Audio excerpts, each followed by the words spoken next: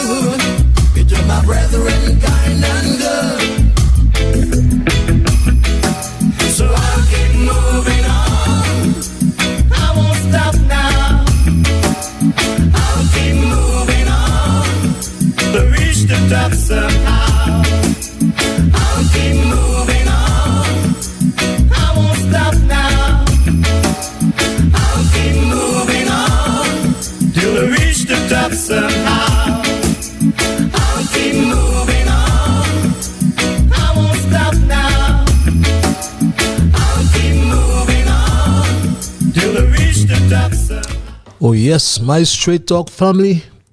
You hear that theme song, then you know it's time for another edition of Straight Talk, the people's program.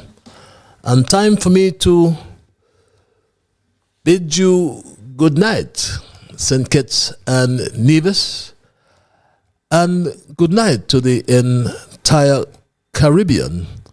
And I should really say good night to the world, because we are on the World Wide Web. So we reach you wherever you are, in every nook and cranny all over the globe. And in particular here in St. Kitts and Nevis, I was saying to someone today, just put your telephone on your pillow and you can just listen to it just like a radio as well. No need to bother about that radio station. But my Straight Talk family, we do have listeners all over the world, and in particular, I greet those in the Kittitian and Nevisian diaspora, wherever you may be. Some of you are in Africa. There's some of you in Asia. There's some of you in Europe. And there are a whole lot of you all over the world, or all over North America, I should say. And I'm at liberty to say good night. I'm at liberty to say good morning. And I'm at liberty to say good afternoon, because one of such greetings will be applicable to the region in which you now find yourselves.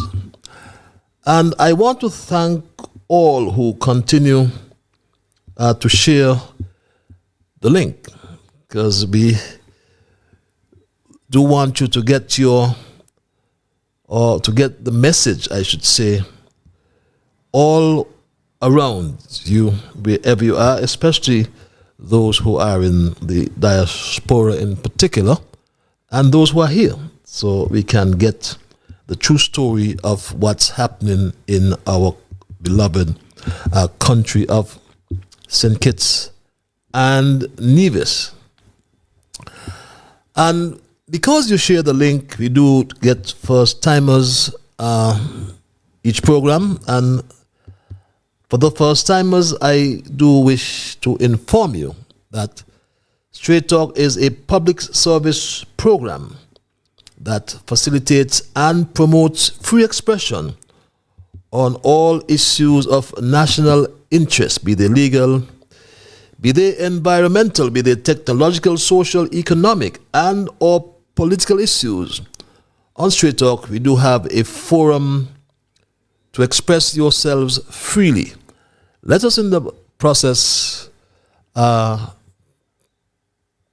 to get St. Kitts back to the enviable position of being number one in the entire world. On this program, we also try to raise the level of national consciousness. We try to raise the level of national discourse by alerting our people to their rights, to their responsibilities, and certainly to their obligations. My name is Ian Patches Liburd, and I give Almighty God thanks for blessing me with yet another opportunity to join you in conversation on yet another occasion. And for the first timers in particular, I wish to inform you that as your host, I have made a pledge, and I will continue to reaffirm that pledge to remain an untiring advocate of truthfulness. And I am reminded of the words of a hymn which goes something like this. And I quote, "We are called to be God's prophets, speaking for the truth and right, standing firm for godly justice, bringing evil things to light as well, my Straight Dog family." So in that context, nothing, absolutely nothing is watered down on this program, whether by omission, whether by exaggeration to make it more interesting. Because Straight Talk is not about sensationalism or creating excitement. Straight Talk, my family, is about, as I said, truthfulness. So we don't water down the program at the expense of accuracy, because I consider it my bounden duty to always present the unvarnished truth, the plain truth, especially when it comes to governance in our beloved St. Kitts and Nevis. And through this program, we are joined together with people all across our federation and in the diaspora all around the world. So, and some we know very well, others we don't know, and we may never know or may never ever meet. And some will agree with the positions we advance, and as they are positions of truth. And some will obviously disagree, and that's fine. That's fine. But what will sadden me, my Straight Dog family, is if we start to become disagreeable. So let us meanwhile thank Almighty God for helping us to understand how good and how pleasant it is for brethren to dwell together in unity. I read that Psalm today, 133. And let us hope and pray for, let's look forward to the day when once again we will sing praise together as one. So welcome again, my people, and for the first timers, I must also inform you that Straight Talk is a participative program. By that I mean we include your calls and your emails. And if you're so minded to call, the numbers are 663, they're on your screen, 663-6672 or 646-829-6672. There's some of you who like the cloak of anonymity. You don't want to be heard on social media, or you don't want your voice to be heard. So you want to hide behind the keyboard. Nothing wrong with that. We give you access nonetheless, and we ask you to be respectful. We give you access via our email platform, and the address is Straight Talk Patches. That's one word, STRAIGHTTALK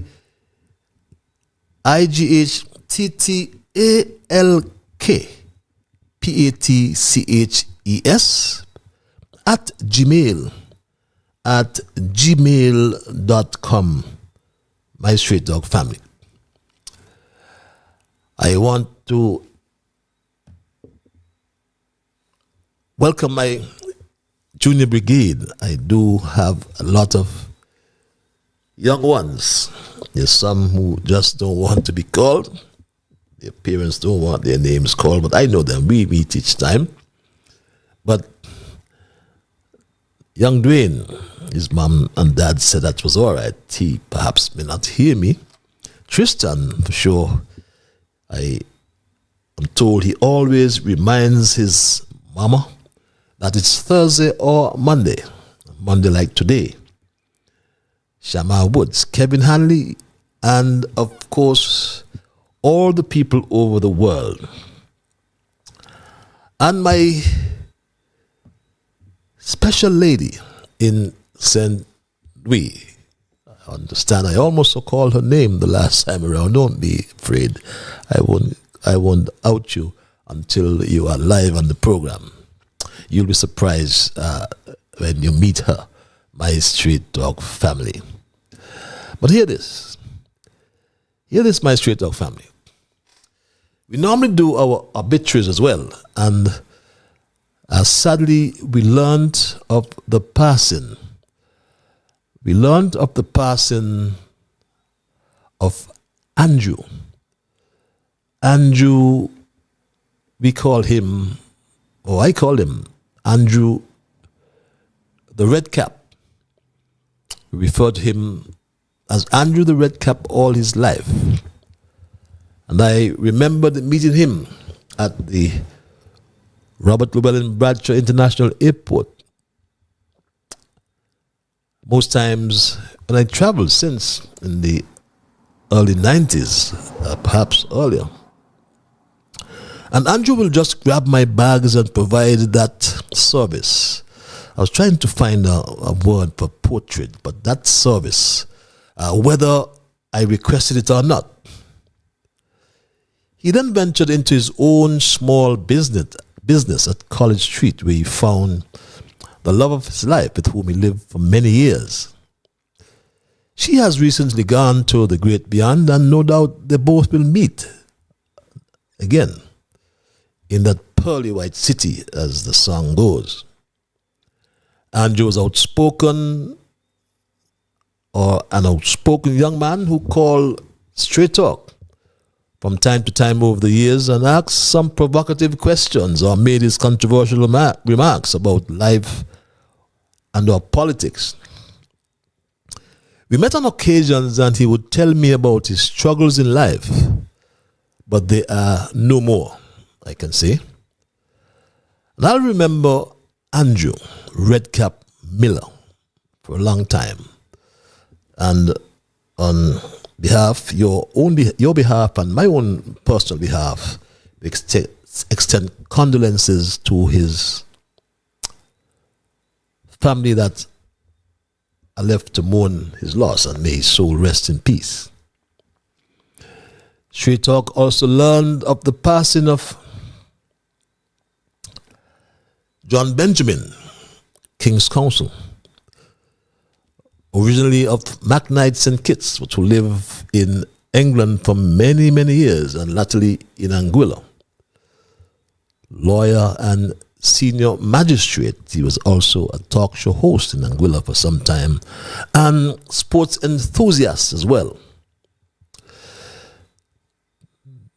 King's Counsel John would have lived a long and fruitful life, and now has gone to the great beyond. To his wife Cora, I haven't seen her in ages, and his son. to his entire family left to mourn his loss. We also extend condolences and trust that he too will rest in eternal peace. And still on that sad note as well, I just knew of this young lady as JJ from College Street, Gut. For all these years, I just knew her as JJ.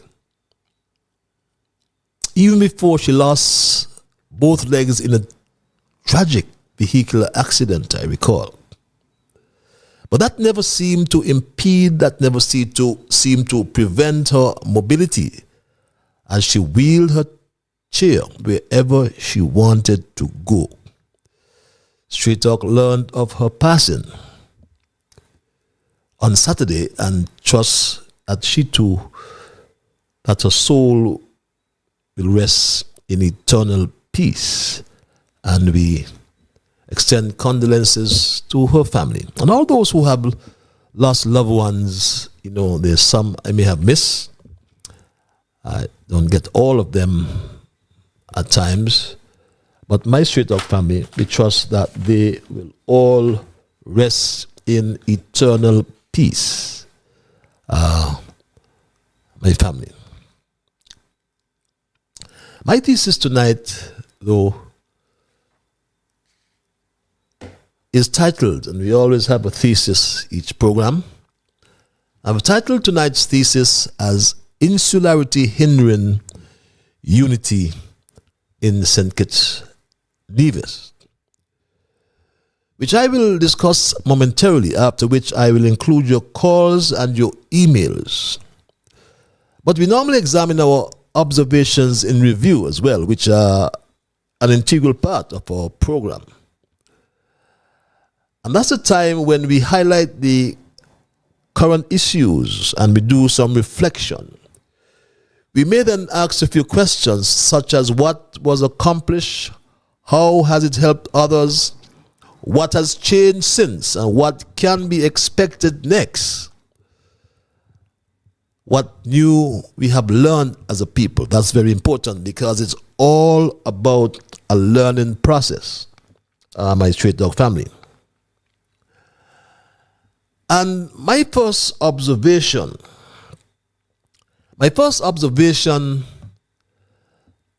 for tonight, I was reflecting that I'm actually from Newtown Bay Road. I was born and raised on Newtown Bay Road, an area that used to be called Fish Bay. It was a fishing town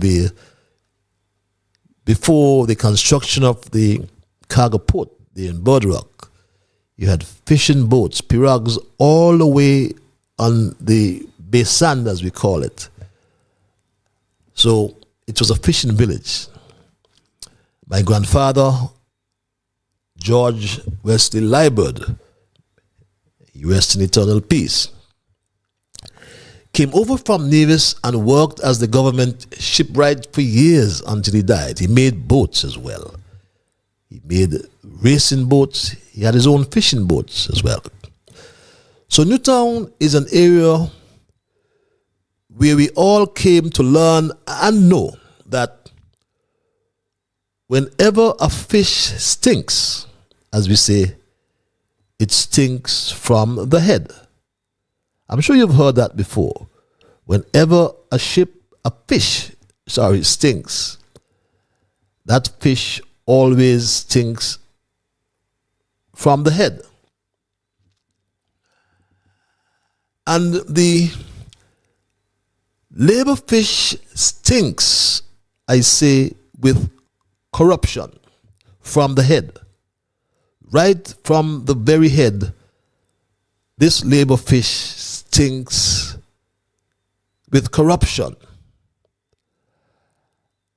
And I reflect on the construction of the Robert Llewellyn Bradshaw Museum, which seemed to have come to a halt. It seemed as though work has been abandoned over there at the museum. You can look, you can see that nothing seemed to be going on. Work seemed to have come to a halt on this project that should have been completed since September last year, according to Dr. Drew. He said this early last year, my Straight Dog family. Currently it's under construction, and we're hoping, really pushing to see if we can complete it by September 16th. I know that's a lofty goal, but we are really pushing. If not, definitely we want to complete it by this year. We expect it to cost in the region of maybe about $4 million because we want to build it up, make it a tourist attraction, create areas so that people can appreciate exactly how our first national hero would have lived, and to immortalize his life once and for all, and to convert his property into a place where tourists would visit, children would visit, all of us would be able to visit as we remember him for the tremendous work that he would have done. So his construction is going on, and to about maybe $4 million grand total at the end of the day.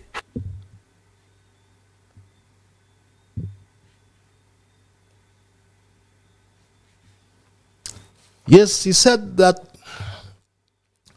the museum should have costed $4 million, but we have learned that it has somehow jumped miraculously by 100% to $8 million. Not actually hearing that soundbite in my own headset, and I trust that you did hear that soundbite, my Straight Dog family. If you did not, please just send me a WhatsApp and let me know. But for some reason, I did not hear that soundbite in my own headset.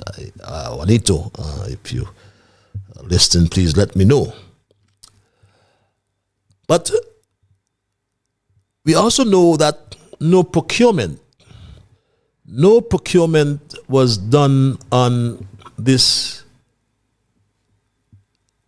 project. So too, the project to purchase 1,000 water buckets, we call them, that was handed to Cashley Allers. And Dr. Joe also told us about this, my Straight Dog family. We have signed a contract to purchase water storage tanks. So at least when the water truck goes, they have a larger receptacle to store the water. I would also like to thank Mr. Ashley Allers, because he's the one who brought the idea of how we can help with the storage receptacles that we're going to launch. And my Straight Dog family, we keep raising these egregious matters as Garth Lucien Wilkin, the Attorney General, spoke very early in his term of office about raping the Treasury. But Garth Lucien Wilkin, he told us to do what Dr. Drew has done is a criminal offense. Yes, he said this as well, my Straight Dog family. Our Procurement Act requires that there be a competitive bidding process to ensure the government gets value for money, and it makes it a crime to spend money from the Treasury without the procurement process being completed. And yes, that's what he said. He said it's a crime to spend money from the Treasury without procurement. We may never get an answer, but we will ask nonetheless. Who, Garth Wilkin, we're asking you, who committed the crime?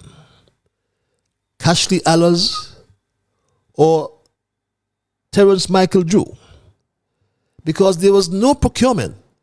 As you said, then a crime was committed. Our second observation, people are asking as well when they will get an opportunity.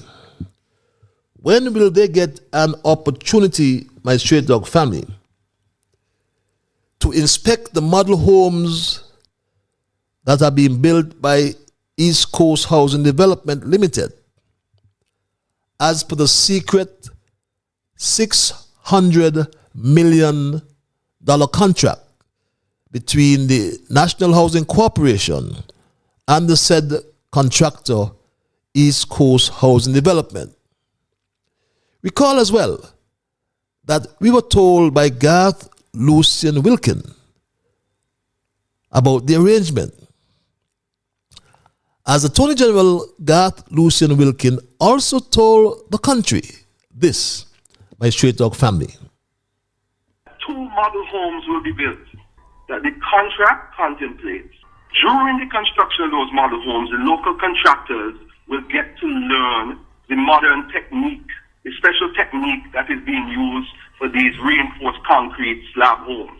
If the government is not satisfied with the homes or the construction, whether they could withstand serious hurricanes and earthquakes and so forth, which the government has experts who can verify that, and whether NHC is not satisfied with the homes, and by extension, the end user, the persons that these homes are going to be sold to are not satisfied with these 2 model homes, then the contract comes to an end. And I can't see how that is not the best way to protect the end user. Well, my Straight Talk family, the contract, he says, would come to an end. But we asked the question, when will we be able, and that's been asked of me, tell the country, when will the model homes be available for inspection? And that's a fair question, my Straight Talk family. But those are my observations in review for tonight, and we will continue to follow those stories as time progresses, my Straight Talk family. Now, my thesis, as I mentioned earlier, and for those who may have just joined me, I have titled Insularity, my Straight Dog family, Insularity, Hindering Unity in St. Kitts and Nevis. There's a famous quote which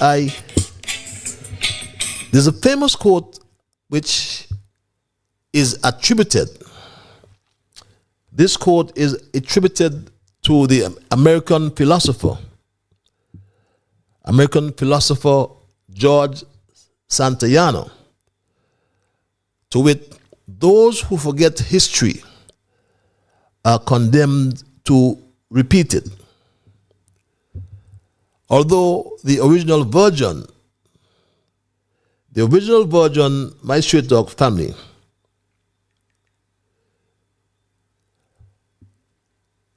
it is said goes like this: those who cannot remember the past are condemned to repeat it.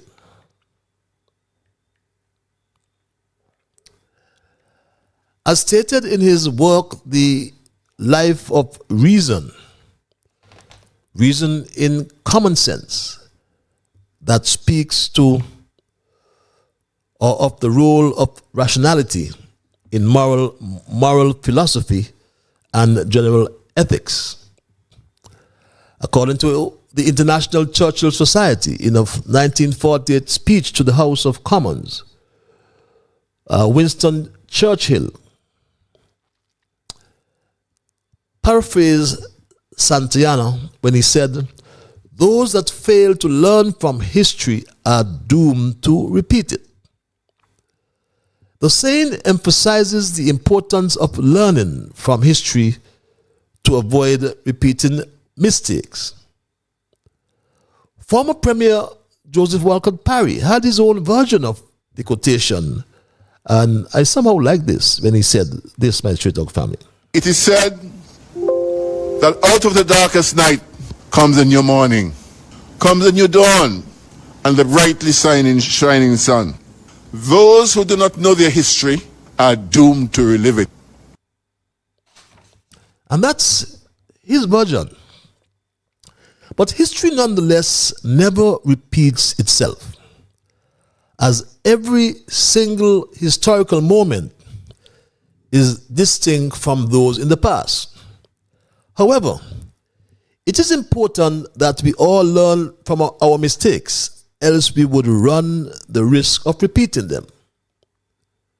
My Straight Dog family, it is almost 150 years, or 141 years to be exact, since St. Kitts, Nevis, and Anguilla were federated by Great Britain in 1882. And these three little islands formed a British colony from 1882 until Anguilla rebelled in 1967.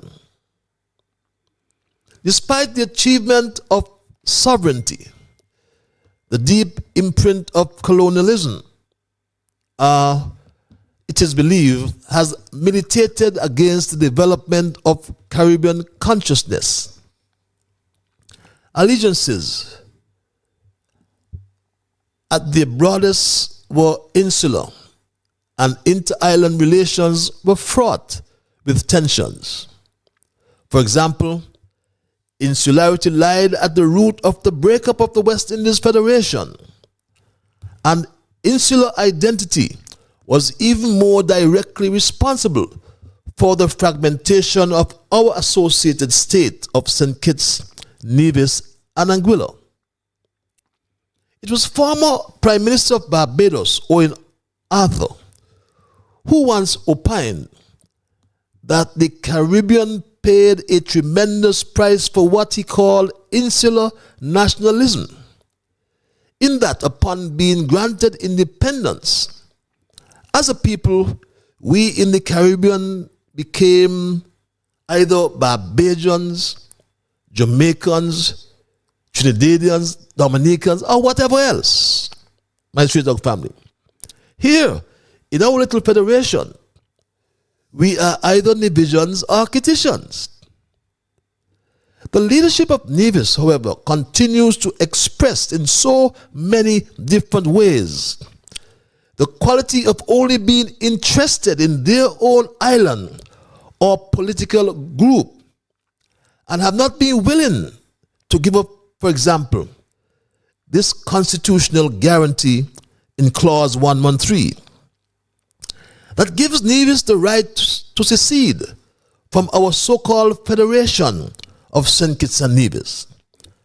I say so-called federation because being only 2 miles apart and notably small in size, St. Kitts and Nevis were always widely recognized as being separate entities with distinct identities until they were forcibly united in the late 19th century in 1882, as I intimated earlier.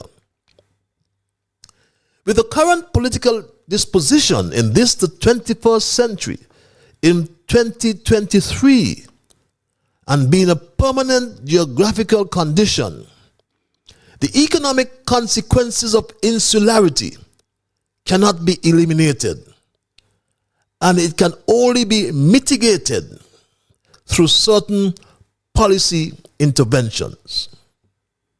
Mark Grantley was appointed leader of His Majesty's loyal opposition.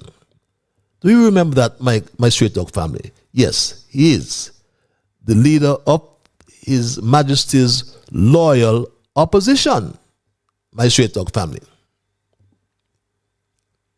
I have been named by instrument dated, I believe it was the 10th. Yes, the 10th of October, I was appointed leader of His Majesty's loyal opposition, and certainly look forward to taking up that position in the National Assembly.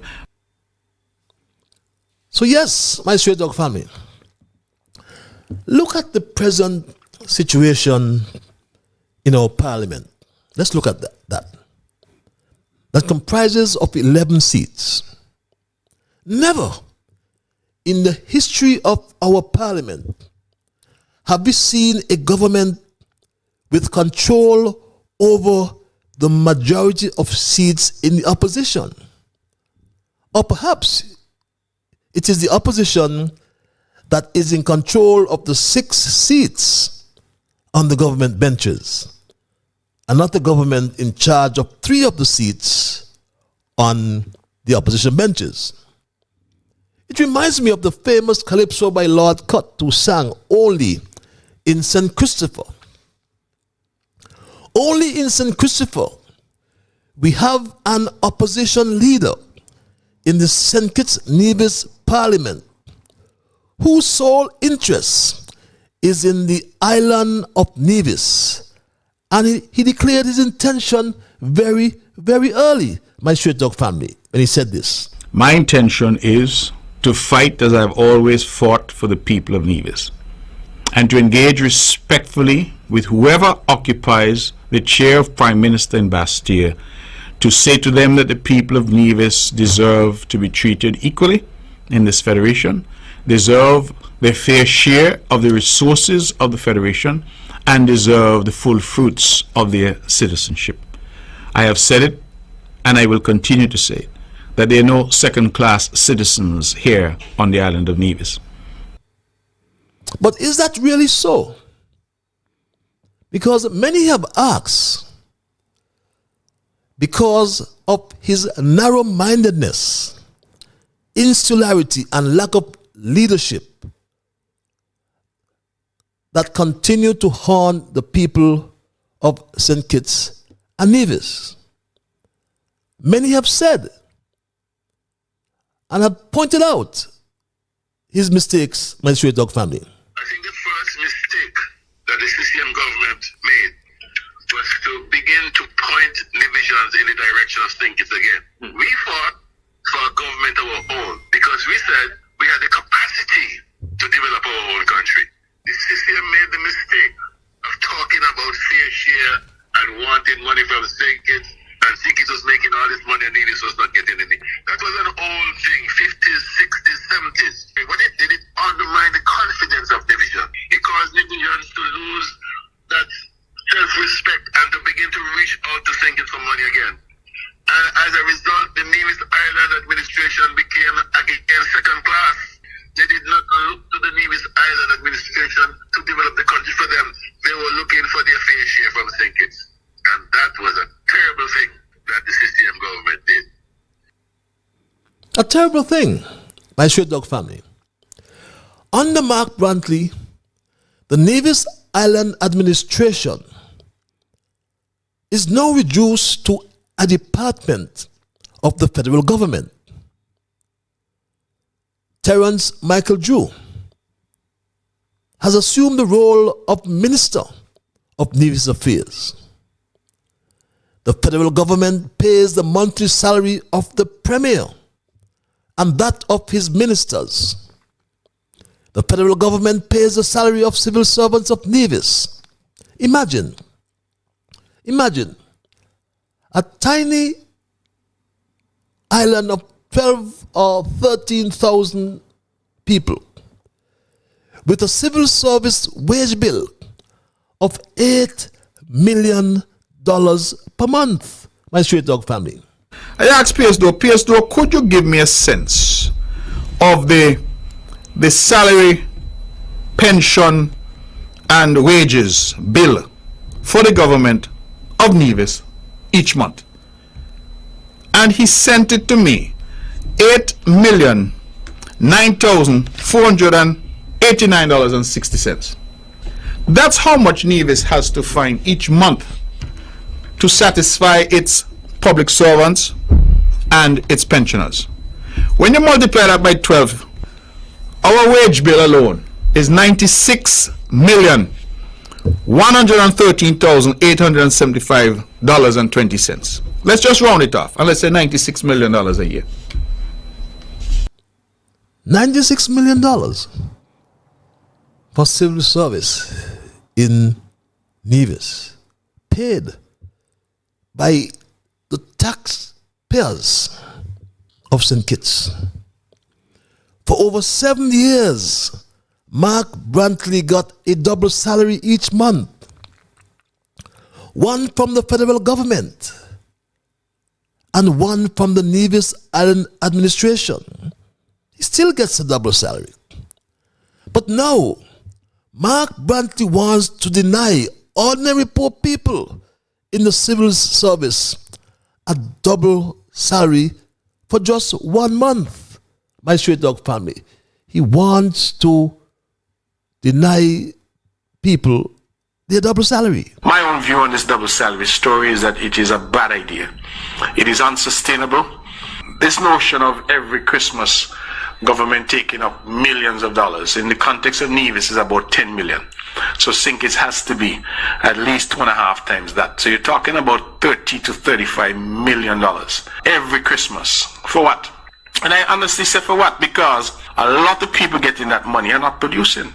And if it causes some upset, then I apologize for that upset, but it's a fact. And so if we're going to compensate people, we should base it on their performance. Are they coming to work on time? Are they there? Are they committed to the task at hand? They're putting in that extra effort when necessary. But them who come late, take 2 hours for lunch, leave early, always sick, always home, always got problems, always out of the office, walk in the street, down in the bar, them in town drinking rum, and come Christmas, them hold a double salary just so. Truth is, my straight dog family, Mark Brantley gets 4 salaries whenever a double is paid. And whenever a double is paid, it is the federal government that pays the double in Nevis. And the federal government, your money and my money, pays for that, as the NIA has no money to pay its monthly salary, much more the double salary. Mark needs money from the federal government to pay the 5% increase that he owes his civil servants. And he has to pay it in January. And he must get it from St. Kitts. So all of a sudden, he does not support a double salary. All of a sudden, he talks about performance and workers going to rum shops and all sorts of nonsense. But talk about performance? How could he, Brantley, be in St. Kitts on a Monday, or a Tuesday, or a Wednesday, Thursday, or Friday, and be in Nevis on the same days of the week? How could Mark Brantley be in 2 places at the same time? Virtually impossible. So when he's in Nevis, is he performing in St. Kitts? How do you judge his performance? Yet he talks about the performance of civil servants. Out of the dilemma, Nevisians do not have many to consider. The Premier is clearly in a bind regarding how to deal with this financial and economic crisis in Nevis. No peace, no progress, no prosperity can come out of the leadership of Mark Brantley. Because Mark Brantley has literally run Nevis bankrupt. He has not even finished one capital project. And this gentleman from Nevis is so correct. Mark Brantley is a bad leader and a bad manager. Every project that CCM have started in Nevis, every one of them is unfinished at this present moment. And I'm telling you, every one of them going over budget, every one of them, they've been going on for the last 5-6 years. and not one of them has been completed. I don't even want to talk about our hospital. I don't even want to mention our hospital.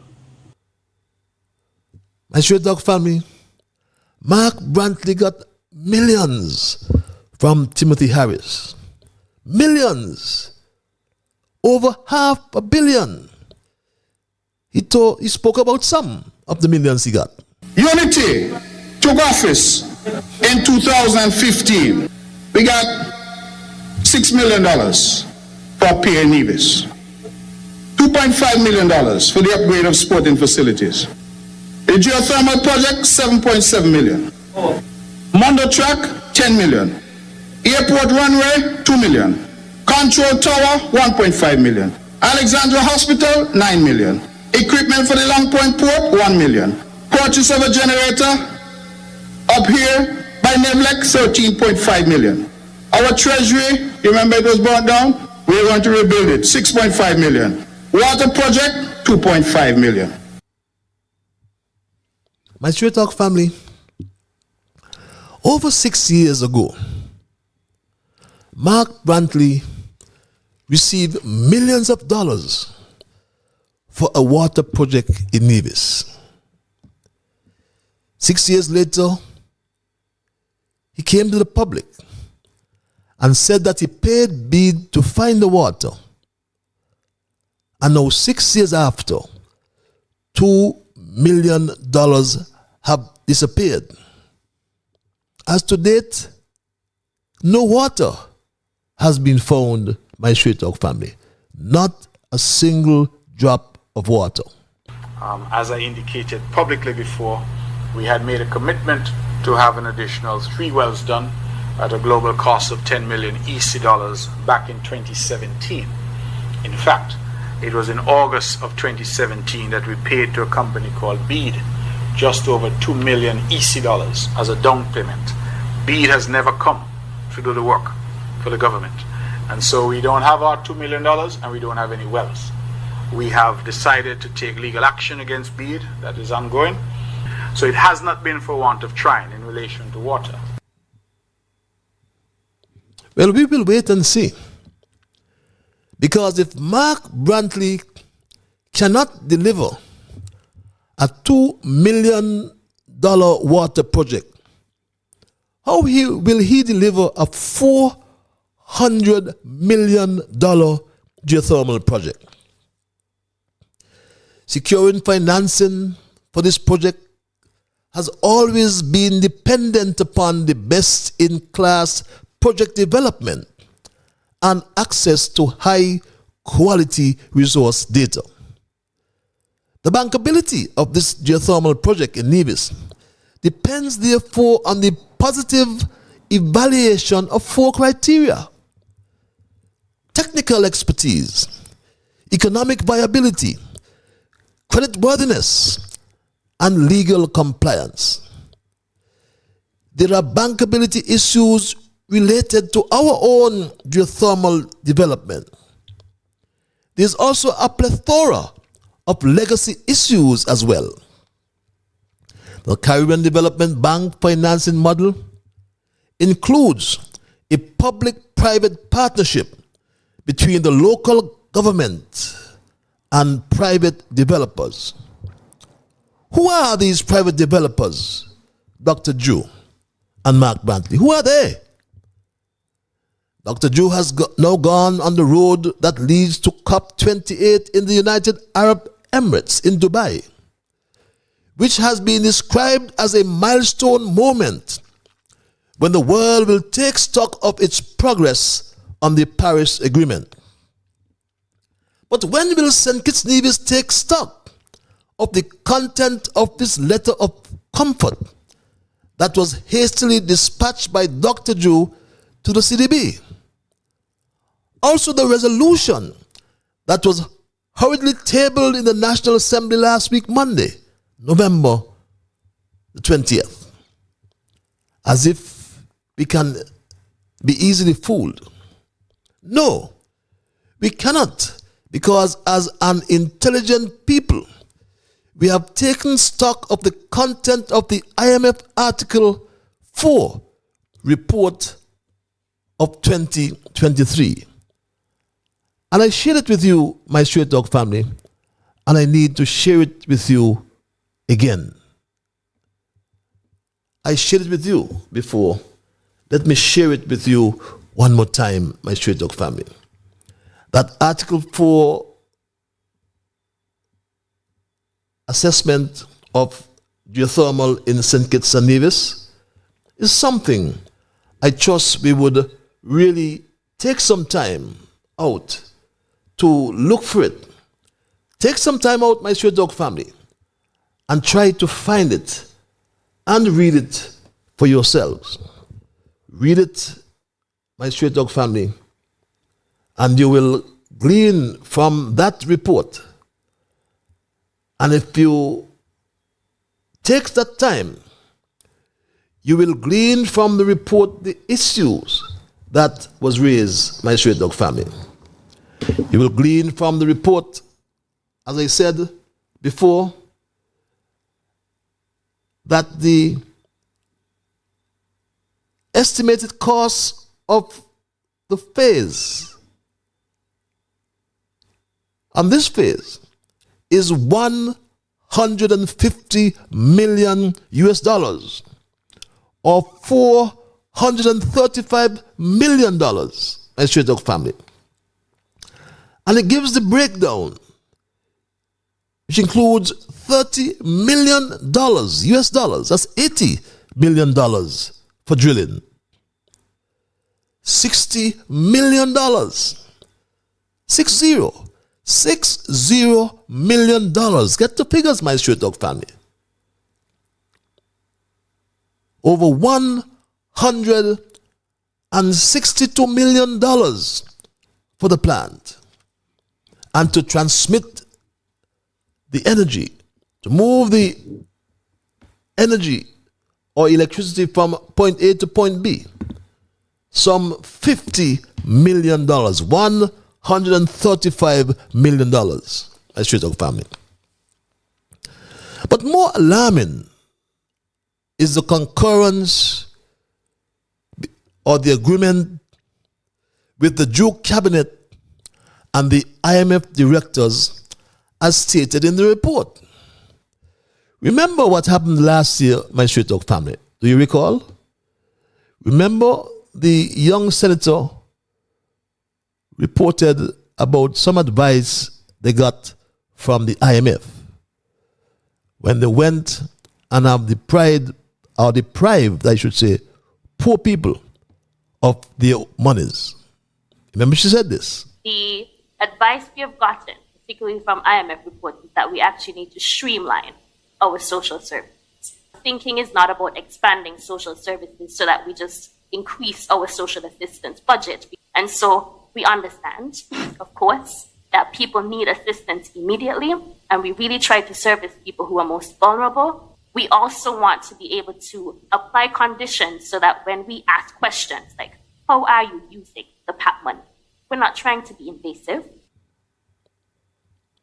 Imagine IMF telling us how to spend the money. We don't owe IMF. Timothy Harris paid off IMF. They can't tell us how to spend our money. Imagine. Streamlining meant removing thousands from the poverty alleviation program. Thousands, my Straight Dog family, as was reported. We paid on the 30th of June, I'll get that number for you, 5,361 households are receiving PAP at this time. Remember, when we closed applications in December, 11,639 applied. Of that number, 8,985 were eligible. All right? And so that now, if you take 5,361 from that number, it's over 60% of the applications are being paid. I know for some persons being in the 40%, to them it's unfair. And my Straight Dog family, over 4,000 persons removed from the PAP because of some silly recommendation this minister referred to about streamlining the program. Imagine 4,000 households left off the PAP. That's why life is so hard for so many people in St. Kitts and Nevis. And life would get harder under this Jew Labour administration. Because if you read the IMF Article 4 report, there is a sinister plan, beg your pardon, or plot, to introduce personal income tax. Yes, you heard me right, my straight dog family. There is a sinister plan to introduce personal income tax. Read paragraph 2 on page 1 for yourselves, my straight dog family. And it says, the new government appointed following the 2022 general elections is faced with important challenges. Preserving the country's legacy of fiscal prudence in a context of concerns over CBI resources, sustainability, and of a pressing need to invest in resilience to natural disasters will require difficult choices. What are these difficult choices? Read that next sentence.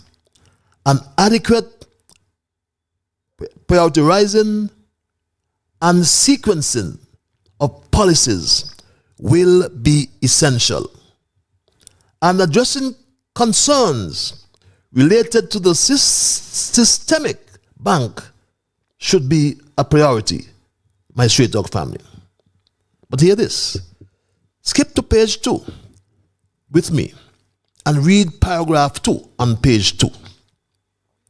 And it says, and I quote, directors concurred that the fiscal stance should be tightened to entrench debt sustainability and noted the importance of the planned phasing out of electricity price subsidies and other crisis era support measures. Containing current expenditures, notably the wage bill, will help create space for sustainable investment.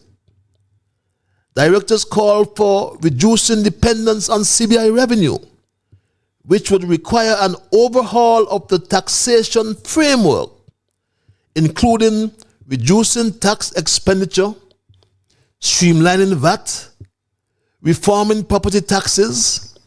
And hear this, my straight dog family, hear this, let me read it slowly. And introducing a progressive personal income tax. You hear that, my straight dog family? That's what the report says, and that's what they agreed to. But I want to forewarn you tonight, my straight dog family. Dr. Drew must never get away with that plot to place a heavier burden on the backs of poor people in St. Kitts-Nevis. And we must be prepared if he does. We must be prepared to politically drag him down the steps of government headquarters and leave him on the sidewalk. And he's being buttressed by Mark Brantley, who wants to get money to pay salary increase to his civil servants in Nevis in January, but no bonus for civil servants in St. Kitts. This naked insularity must not be accepted. Mark Brantley is a hypocrite and a lying snake. A serial snake is Mark Brantley, who told us about criminals in jacket and tie, my straight dog family. Remember, he told us this about criminals in jacket and tie. When we talk about crime, we focus only on the young men in some of the troubled neighborhoods. And we forget to mention those in jacket and tie, because they too are criminals. Yes, those in jacket and tie. This is the same Mark Brantley who introduced a white French criminal to his cabinet colleagues after negotiating a deal that cost taxpayers $10 million, my Straight Dog family. Mark Brantley, who is the premier of Nevis, wanted to diversify the economy. Yes, there is a financial arrangement with MSR. I believe the number is $150,000. We are prepared to do 35 films over the next 5 years. Along with our development, we are finalizing the purchase of a hotel in St. Kitts so that we can have a base to produce and train people in St. Kitts. Yes, and and as we have spoken before, that you will definitely have our support. My Straight Dog family, we were reminded about a matter of fraud that apparently occurred in St. Kitts and Nevis some years ago, when Douglas said this. Only you have sense. Nobody else in this parliament has sense. Let's take that back for a moment, my Straight Dog family. Let us take that back for a moment. We were reminded of this, or matter of fraud, some years ago by Denzel Douglas. Money was being collected here. They were operating from an address here in Nevis. And you must know that. You're not answering the question, though. The point, Mr. Speaker, you're not answering the question. The persons to whom the policies were sold up to now have not recovered these amounts of US $2.5 million from Fidelity Insurance Company Limited or its directors, and they have now petitioned the police authorities of St. Kitts and Nevis to investigate these particular actions. The people said they want their money. And this is a big fraud, Mr. Speaker, of which the member for Nevis 9 is involved and needs to be asked some questions to be answered here in this chamber. It's all well and good for the member for number 6 to be giving his report to the nation. Mr. Speaker, just tell them that. When they were attacking you, they said you're supposed to be here. Sorry. My Straight Dog family, let me say it categorically, that Straight Talk cannot, however, confirm the veracity, the accuracy of the allegations made by Dr. Denzel Llewellyn Douglas in the National Assembly about the fraudulent activity of this member of parliament. Straight Talk can, however, confirm that at the time, the Right Honorable Dr. Denzel Llewellyn Douglas spoke then as the Prime Minister and Minister of National Security. Straight Talk can, however, confirm that it was not long before this white French criminal bought the Ocean Terrace Inn, a 75-room hotel, I think it is, and painted it. They bought the hotel and painted it, then put padlocks on the gate to shut it down. There is a question to Dr. Drew, then, that we must continue to ask, my Straight Dog family, which is in the best interests of St. Kitts Nevis. Dr. Drew, when will you remove this white convicted French criminal's name as a CBI investor in the St. Kitts Nevis Citizenship by Investment Program? That's a question we ask you, Dr. Drew. And this ought to be done. This ought to be done, Dr. Drew, before your presentation in Dubai in the next couple of days at the private luncheon that you're hosting. And during your presentation in Dubai, take note that the CBI program that you are now trying to salvage was built up by Denzel Douglas.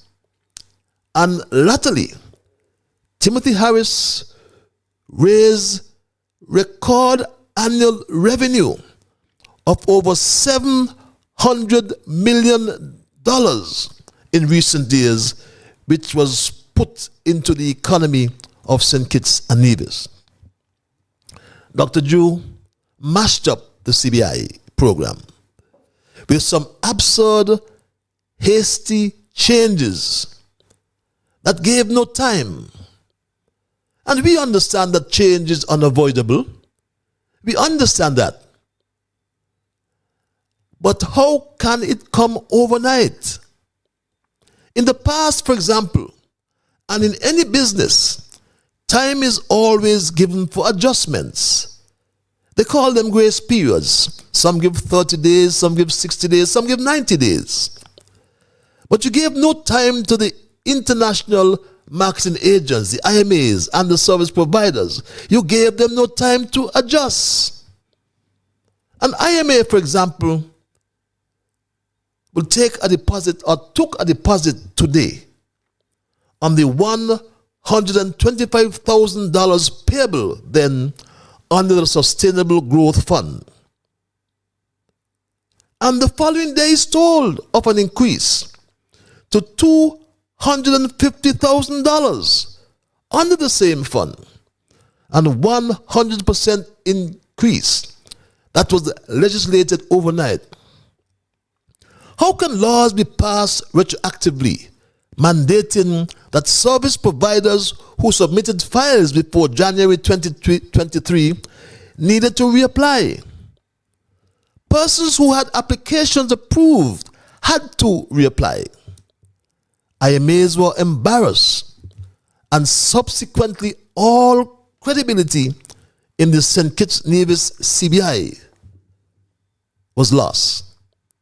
And the Citizenship by Investment Unit, we are told, has only received 10 applications since July. Dr. Drew has now gone to Dubai like a headless chicken to meet with the IMAs to explain what? What is he going to explain? St. Kitts-Nevis has lost all credibility in the CBI markets around the world, my Straight Talk family. St. Kitts-Nevis is the first country in the world that has passed laws retroactively. So Robert Llewellyn Bradshaw must be rolling in his grave when he recognizes what Dr. Drew is doing to poor people in St. Kitts. So Robert Llewellyn Bradshaw would have never agreed to this 113 clause in our Constitution that is still used today for political expediency.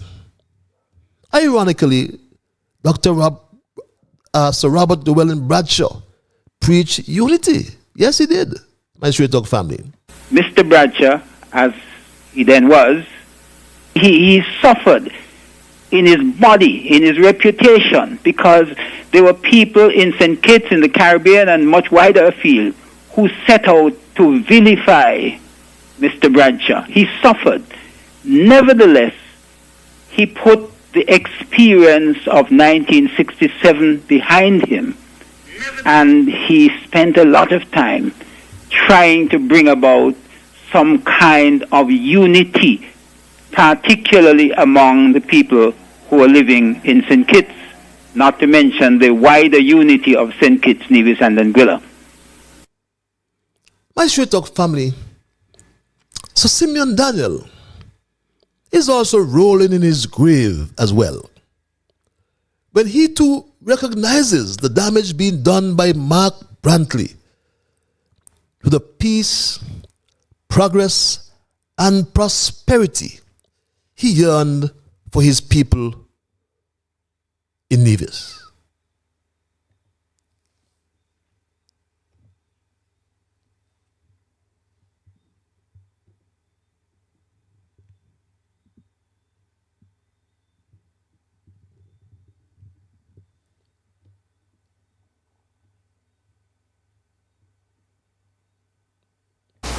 For you see, out of that disaster came the formation of the Nevis Reformation Party.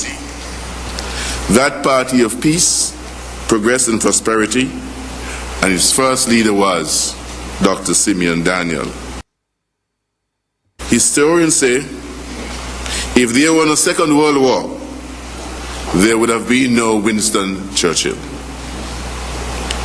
Someday, someone may very well say, if there were no Christina disaster, there would have been no Dr. Simeon Daniel.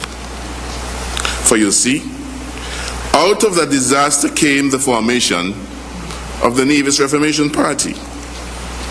That party of peace, progress and prosperity, and its first leader was Dr. Simeon Daniel. Yes, my Straight Talk family. Peace, progress, and prosperity. And I submit that as long as Mark Brantley is allowed to continue in politics, he will sustain the insularity, hindering unity in St. Kitts-Nevis. That's my story tonight, and I am not going to change it. I will now open the lines. I'll open the lines and entertain your calls and your emails. I always like to implore you, though, when I do so, and I'll do so momentarily, I anticipate that you will respect others. And of course, to achieve that, you must first respect yourselves. Let us try to build goodwill and better friendships. Let us ensure that the things we say and or do will be beneficial to all concerned, my Straight Talk family. And in saying and doing those things, let us strive to build a kinder, gentler St. Kitts and Nevis. My Straight Talk family, at 9:19, let's go to the lines and say, good night, caller, you're live. Mr. Badges? Yes, my dear brother, good night. Well, wonderful. How was your day, Mr. Badges? Restful. What about your day? My day was wonderful. Giving God thanks. But it could have been worse. But God is good. All the time. That is how you want to say something. When you wake up, when God wakes you up a morning, if you do not have God with you, and if you have put trust in the Lord, brother, things come from left and right. And when you look at it, it catch you off guard. But I want to say tonight, I am not a complainer. Because me know who God is. And Mr. Patis, a lot of people believe to themselves that them a God. They could do as they like and say as they like. But one of these good days, they're going to regret it. Mr. Paget, I always think about Judgment Day. I always think about when you live a righteous life and the face of the earth, you are going to, and you die a righteous man, you are going to, when you die, God, you got in God's bosom. Because the Bible tells you,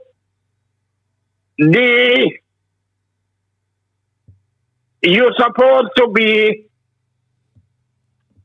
in Psalms, I've been in Psalm 49, it tells you about God will receive it unto me. So when a man dies, the man's soul go back to the Lord and his body goes to the grave. And people believe to themselves, they could do as they please. But I'm saying tonight, in Galatians chapter 6, and I am going to talk this thing every time I come on the radio. Okay. Be not deceived. Because God is not mocked. Okay. Whatever man soweth, So shall he he reap. shall also reap. That's right, man. When you start to pressurize the poor people, things is going to happen to you. Okay. God, in James chapter 5, you could hear me talk about it. Your money gonna perish. Okay, my brother. It gonna come up to you in the day of judgment. Got you loud and clear, my The brother. way how you treat people, it come up to you. Okay. So people must understand. We only here for a time. Okay, my brother, we hear you. So we must do what is right in the sight of the living God. Okay, got you loud and clear, my brother. Mr. Patrick, oh, give thanks unto the Lord for his good, his mercy endured for us. Amen. Mr. Patrick, have a pleasant night. Have a pleasant night as Thank well. you. Thank you. Thank you for your spiritual intervention. Let's go back to the lines. Caller, I want to thank you for holding your life. Hello, caller. Are you there, my brother? Hello? Are you there, caller? Mr. Sister, Or sister? Ah, yes, he's my brother. How art thou, sir? what can I say, man? It's a blessing to hear you again tonight. Likewise, Pennsylvania, right? Is it correct? Yes, I'm Pennsylvania. in Philadelphia. not Philadelphia. Pennsylvania, Philadelphia. I always get it mixed up. Philadelphia. I'm so sorry about that. How is Philadelphia tonight? Just like you want to give away my lovely sister name, but it's all right. It's good. Well, you keep it that secret until we get there now. We'll see. Okay. And understand now we're going to judge for ourselves. Okay, my brother. So, Mr. Sister, what's going on? How are you? I am peaceful. What about yourself? What about you?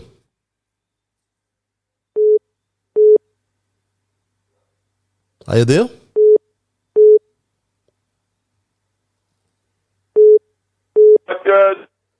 Yes, are you hearing me?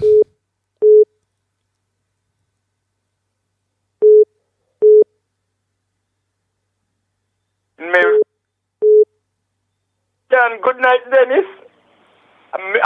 Culture, how are you, Miss Patton Ground? Listen, Mr. Straight Up, just do what you got to do. Understand? And I thank you for sending birthday greetings for my family last week. And listen, you take care of yourself. All right. I'll see you when I see you. Be good. Be good as well, my dear brother. And you take care of yourself as well. Calling there from Philadelphia. Let's go back to the line. I want to thank this caller for holding caller your live. Good evening, Mr. Liburd. Good evening, my brother. How about thou? Sounds like No, I'm not doing too bad for my age.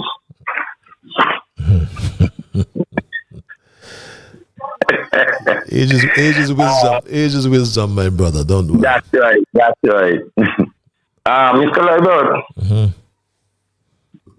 I have heard the Deputy Prime Minister, he talked, I think in the last Parliament, saying that he they are getting ready to demolish the rest of the Bastia High School, and they're going to clean it up and start preparation for building.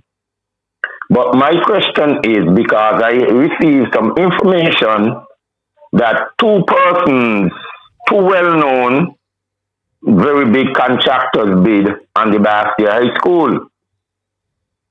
One must have won the bid. Up to now, they didn't tell us who win the bid. And I understand that one bid $1 million more than the other one. But they ain't telling us who win the bid. The country needs to know who has won the bid to do the job of the Bastia High School. The other thing, Mr. Liburd, on the OTI sale, remember a few years ago, the former members of OTI, which was said by Dr. Denzel Douglas, that they had borrowed some money from the CVI.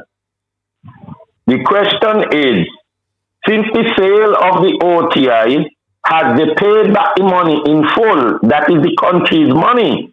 Has the former owners paid back what they borrowed with interest in full? We need to know. Because if MSI bought the building, you, the farm owner who borrowed the money, is supposed to pay back the country's money in full. So we need to know if that has happened. Well, that's a reasonable request. Yes, and the other thing is,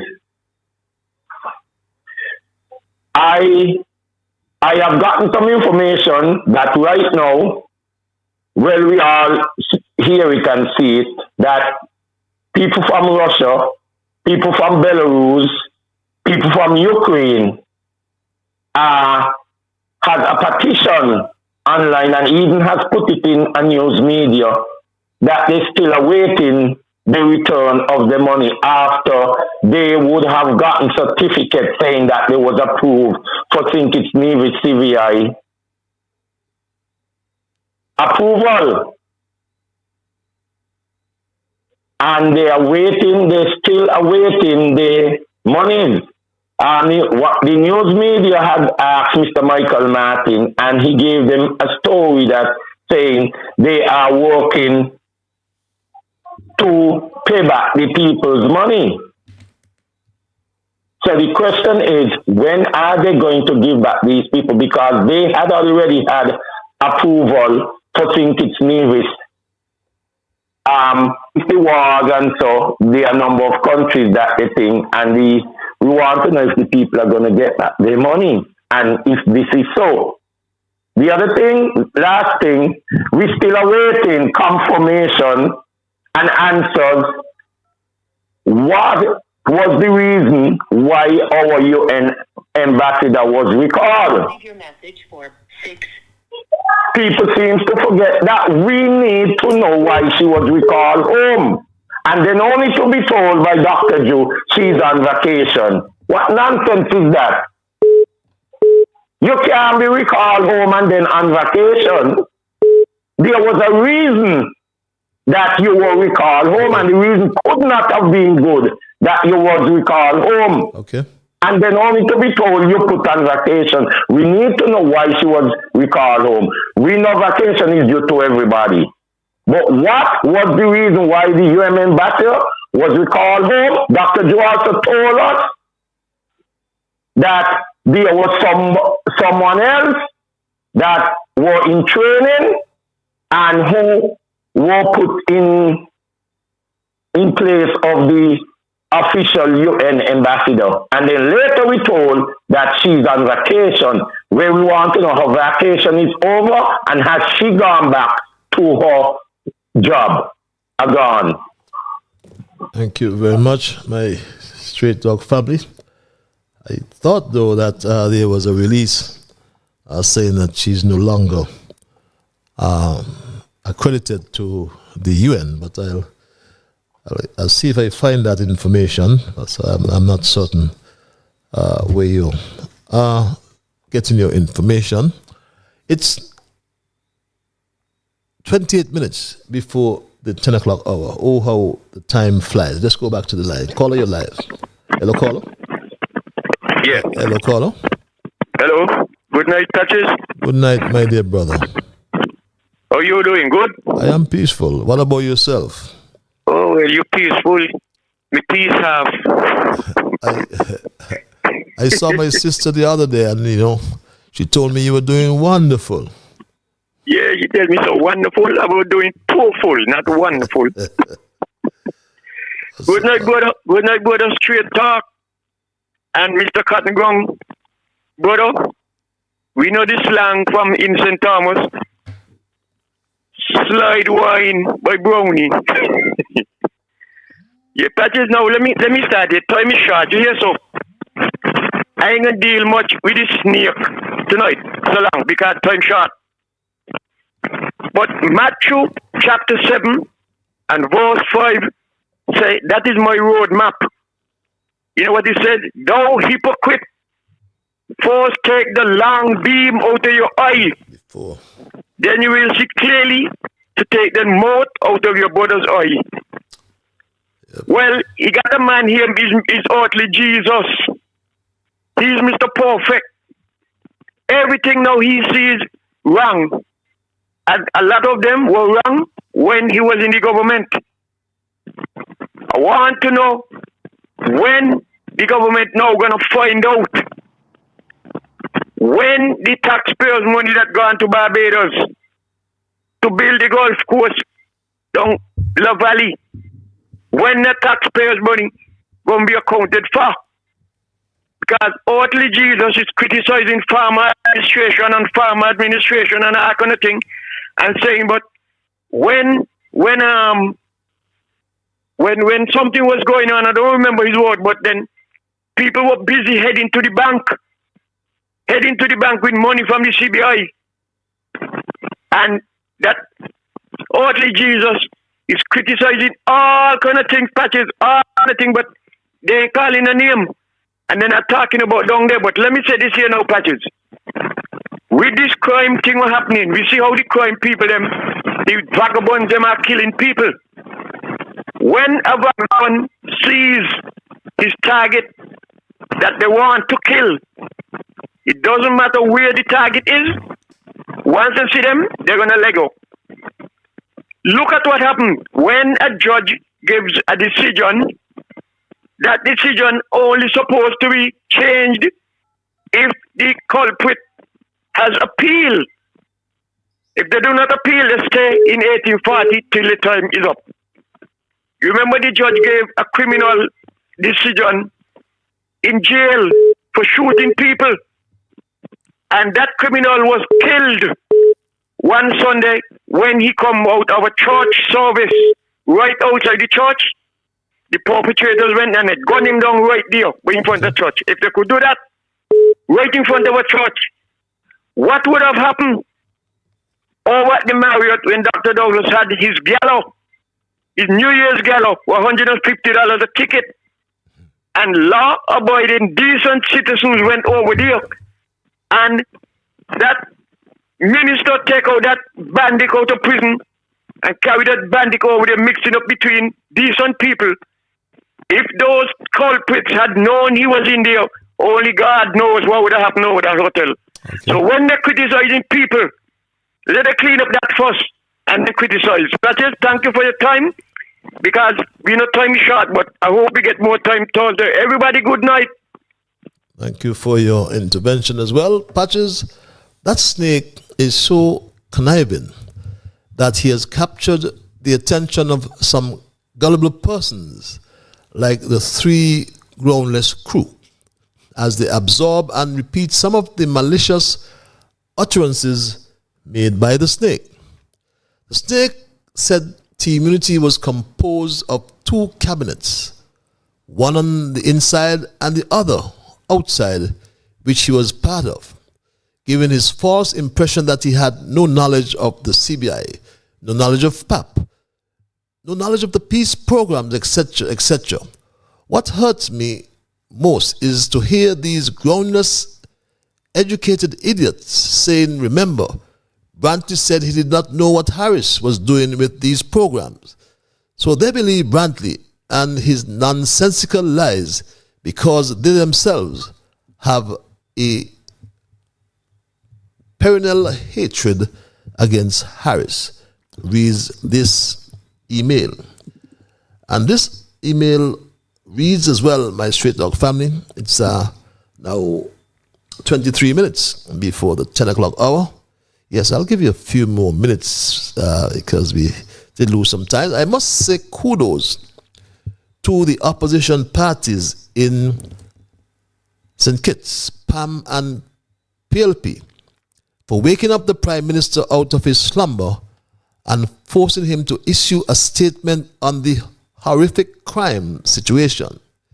His fake and feeble excuses is completely unacceptable about he had to wait first to see the families before he could make a statement is hogwash. And who cares whether or not about you had to interrupt your birthday celebration and party to visit the families and then issue a statement. The country's business is priority and your birthday party celebrations is secondary. Come on, read this email. Hello, Patches. I had thought when we introduced the mongoose in the Federation, we eradicated snakes on both islands. Seems I was mistaken. Now, I agree with you. There's a big, wicked snake from Nevis with slithers and swims across the Narrows to make mischief in St. Kitts weekly. What kind of snake you think Mark Brantley is? A viper, a constrictor, a cobra, or a tree snake? Reads this other email. This email reads, my Straight Dog family, Mark Brantley, an inveterate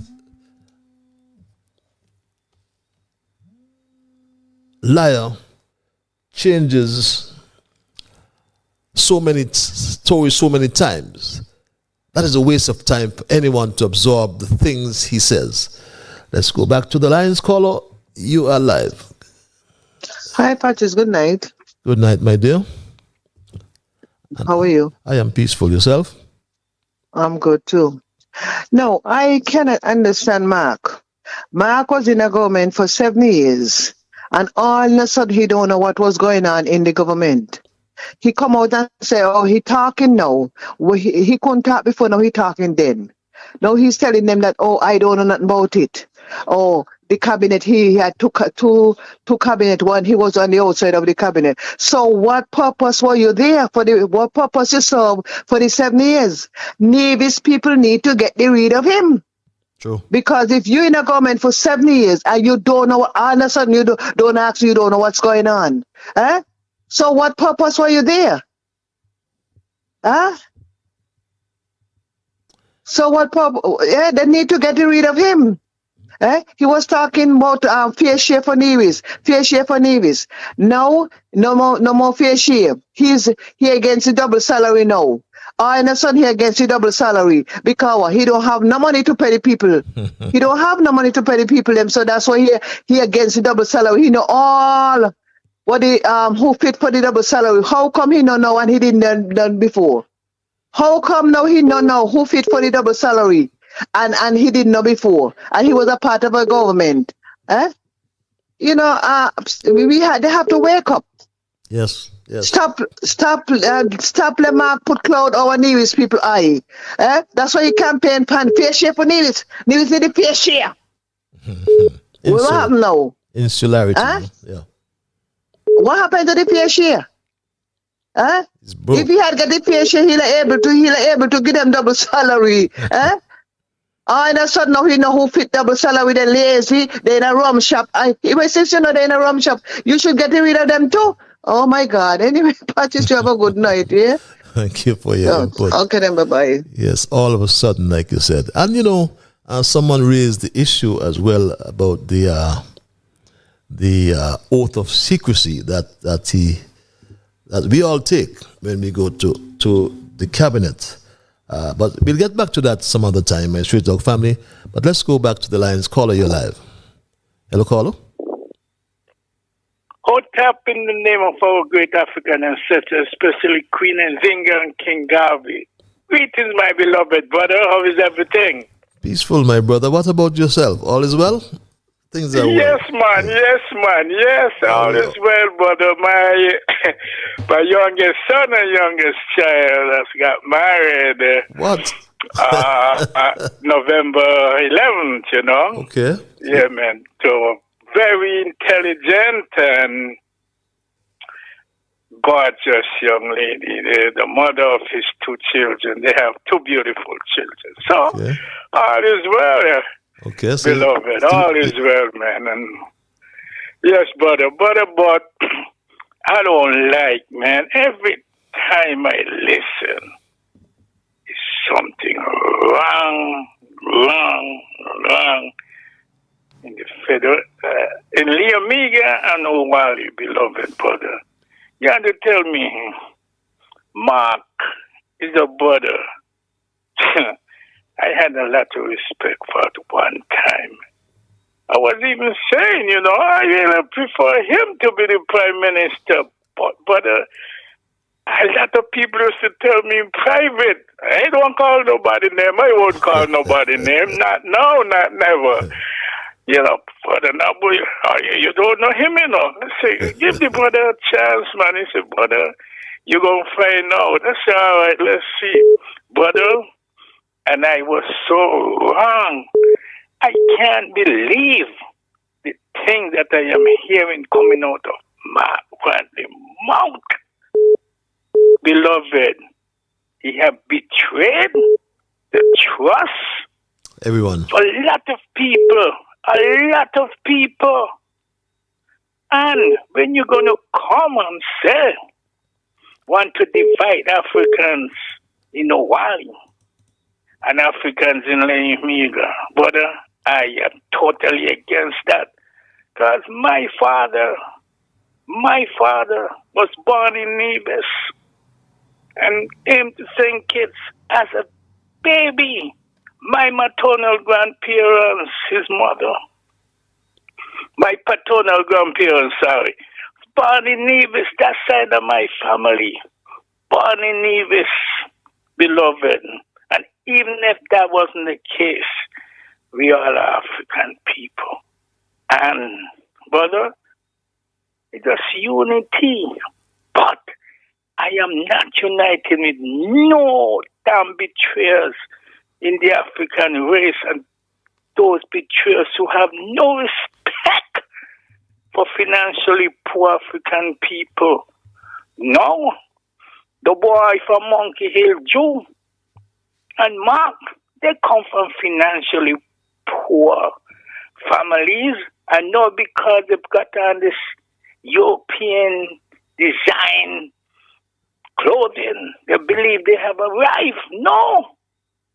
Come on, that's the problem. Listen, the pseudo-intellectuals in our race is one of the major problems right now, beloved brother, who keeping down our people financially and otherwise. As soon as they go up financially, they just kick down the damn ladder, man, and to hell with those who coming up, beloved brother. But you see, these people, they will never prosper.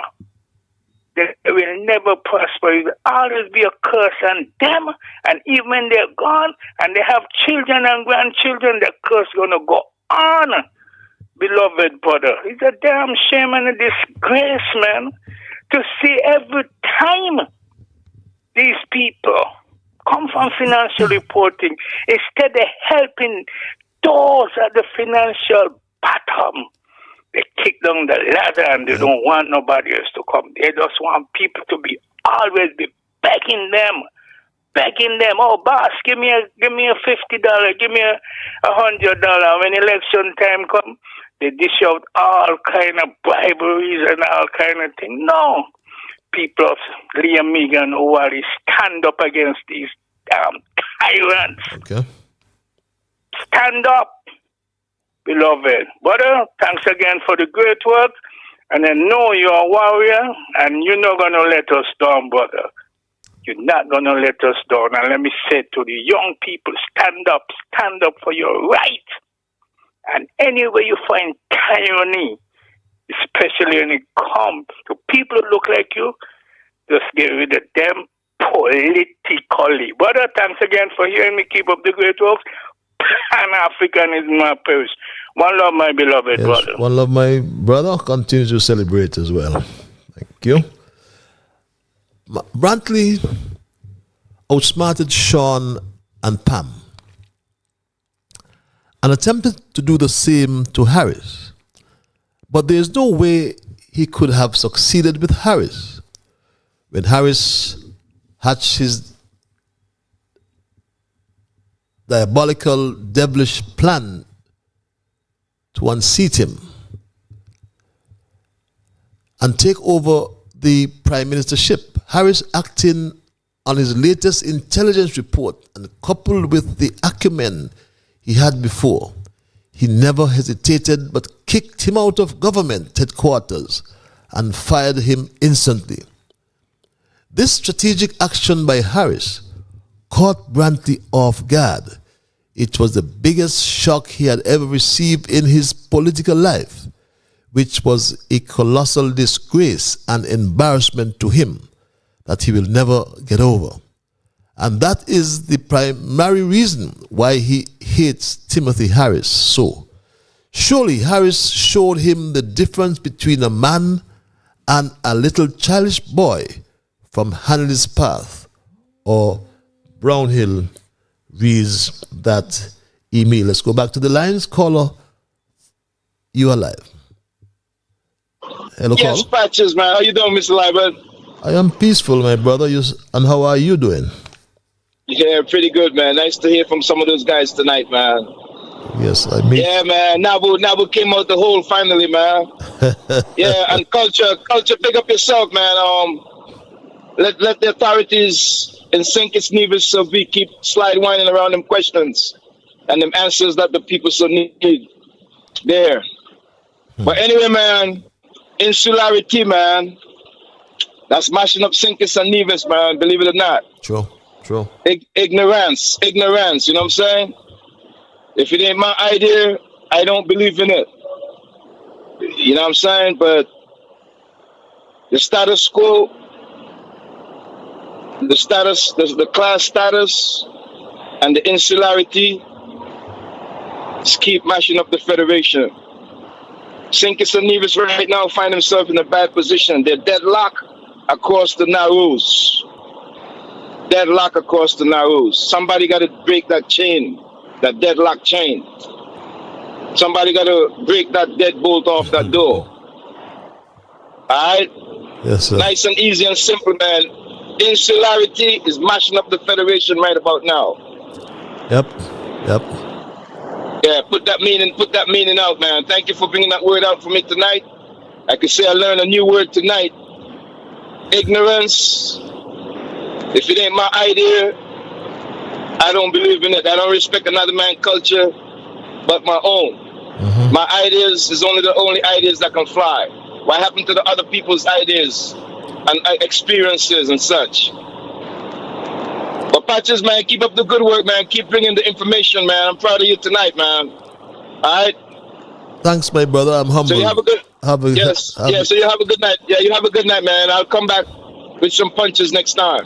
I'm just trying to be easy tonight and listen in, all right? Thanks for your interventions at all times, my brother. Good to hear you. Yeah, man. Have a good night, man. Thanks a lot, man. Have a good night as well. You know what Douglas referred to was his arrogance. I remember Douglas said there is no need for that kind of arrogance. He's the most intelligent person in the world. He's the most sensible person in the world. He is the richest parliamentarian in the world. It's a glimpse of the nature of the member for Nevis. Arrogant, pompous, talking down to people. And that's not a good attitude for a politician. You need to change your attitude. You need to stop talking ill of people. Yes, and that's coming from the elder in the parliament speaking about the arrogance. Caller, thank you for holding your live. Yeah, Patches. Mine is just a little short piece now. Okay. Slide wine, good night. Patches, I want to tell everybody who listening to your program tonight that Jesus hates a lying tongue and hands that shed innocent blood and a proud look. And Dr. Joe, he's famous for telling lies. Now, he was on a program last week Friday, and I wanted to get in to ask him about 3 or 4 questions. And here what the questions are. I would ask him, who built the new cruise pier? If it's the former administration or his administration, because he keeps saying 7 years unity government were in there and they did nothing. So I would ask him that, and I would ask him who built the new road across Old Road Bay, if it was his administration or Team Unity administration. And I would ask him, why is it he refused to give the public information on the amount of passports that he signed up on? And I will tell him, just answer them sharp and quick, and don't go down the road, and people didn't get the answer, but I didn't get in. I did not get in, so I want the world to know, to see how lie he is. Biggest cruise ship that come to St. Kitts, they dock up by the new pier, that he said, Team Unity did nothing. Brother, Dr. Joe, stop telling lies. No man perfect. But you deliberately telling lies, and God gonna punish you for that, because you're not only telling lies to one person, you're telling lies to the whole world. And that is so terrible and bad.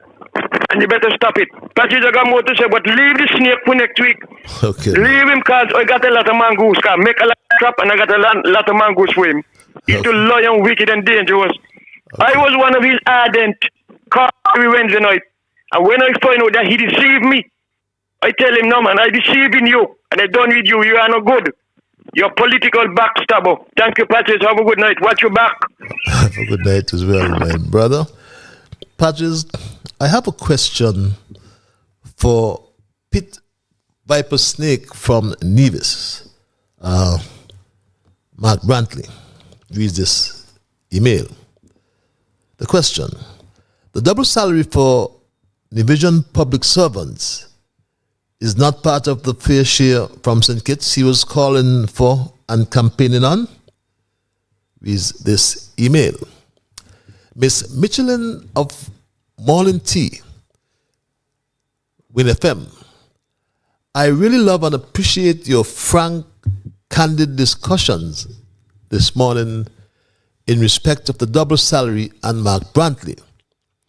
It was all well and good for Brantley and his 2 other Nevis ministers in Parliament to collect their 4 double salaries from Harris every December. All was well then, and he had no grievances. But from today, he don't agree with it, and clearly suggesting to the Prime Minister not to pay double. The other thing, Ms. Michelin, is apart from the other fringe or infringe financial benefits he is getting, let us not forget that as leader of the opposition, Brantley is collecting another salary distinctly.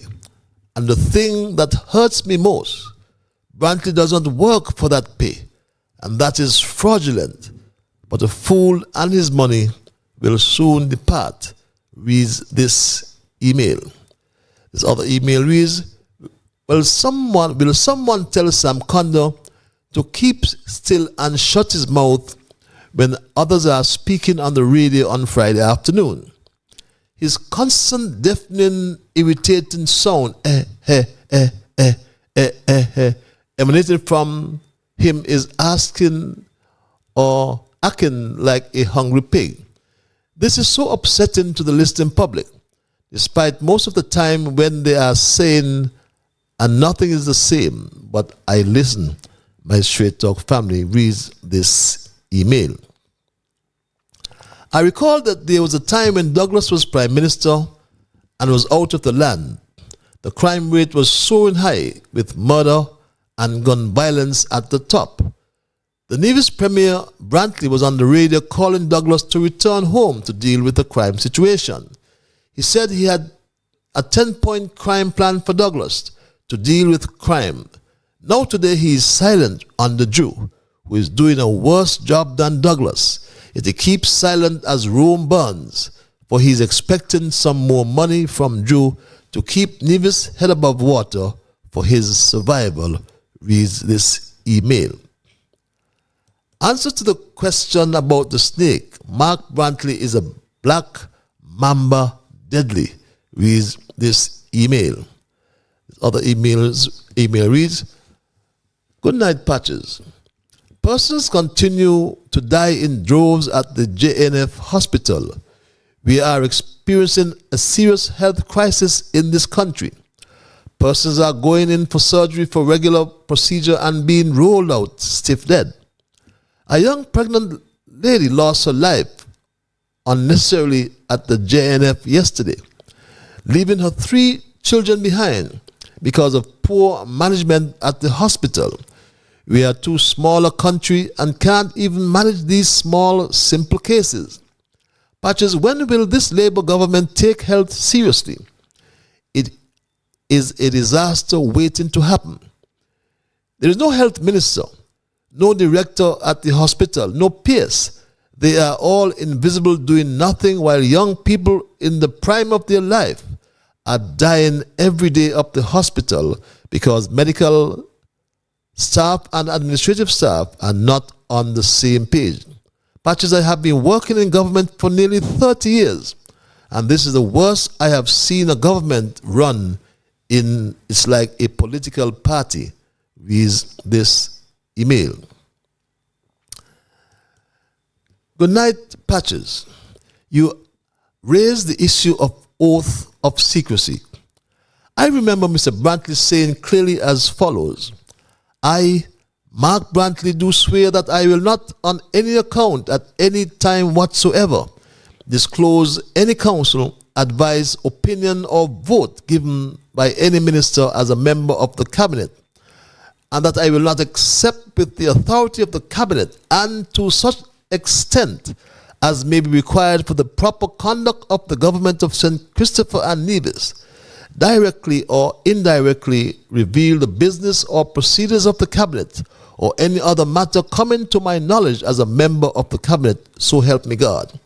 Mr. Brantley may have brazenly breached the oath of secrecy to which he swore when he made his recent pronouncement about the proceedings of the cabinet. Yes, one can concur with that. And those are the emails. I hope they will continue building this school because it is a master plan. Because I see Anguilla is building a school that resembles the same St. Kitts school. The first photo is Anguilla school, and the other one, St. Kitts and More Anguilla school, with this email that shares a plan as well of the school. My Straight Talk family, it's 9:02, and perhaps I'll take 2 more calls before I wrap. But for those who may have joined me late, and I owe you a few minutes myself, and we discussed tonight insularity, hindering unity in St. Kitts and Nevis. And my Straight Talk family, we address many issues as it relates to the insularity that I referred to. And I made the point earlier, and I cited a famous quote attributed to the American philosopher George Santayana, to which those who forget history are condemned to repeat it. And according to the International Churchill Society, in a 1948 speech to the House of Commons, Winston Churchill, it is believed, paraphrased Santayana when he said, those that fail to learn from history are doomed to repeat it. I also made mention of Joseph Parry's version, perhaps paraphrasing as well, when he said this, my Straight Talk family. It is said that out of the darkest night comes a new morning, comes a new dawn, and the brightly shining sun. Those who do not know their history are doomed to relive it. History, nonetheless, I also opine, never repeats itself, as every single historical moment is distinct from those in the past. However, it is important that we all learn from our mistakes, else we would run the risk of repeating it. Let's take this call. I'll come back and caller. I'm going to guide you by the rules of brevity. You're live. Hello, caller. Patrick, good night. How are you, Jam Down? Good night, my brother. But I'm trying to get in for the last month, but you look like they're walking on us, you know. Yeah? You look like they're walking on us. But anyway, never get weary, Patrick, because Jam Down ain't gonna get weary. Remember I was there, and you were there, when we break the camel back, Right. So, we could do it again. And I know my boss will do it again, because he have what it takes to do it. Again, we want to know. People on the road want to know, because we're hearing a lot of talks concerning the energy with Morocco. What become of the companies said they want to come here to do the energy thing, the solar energy?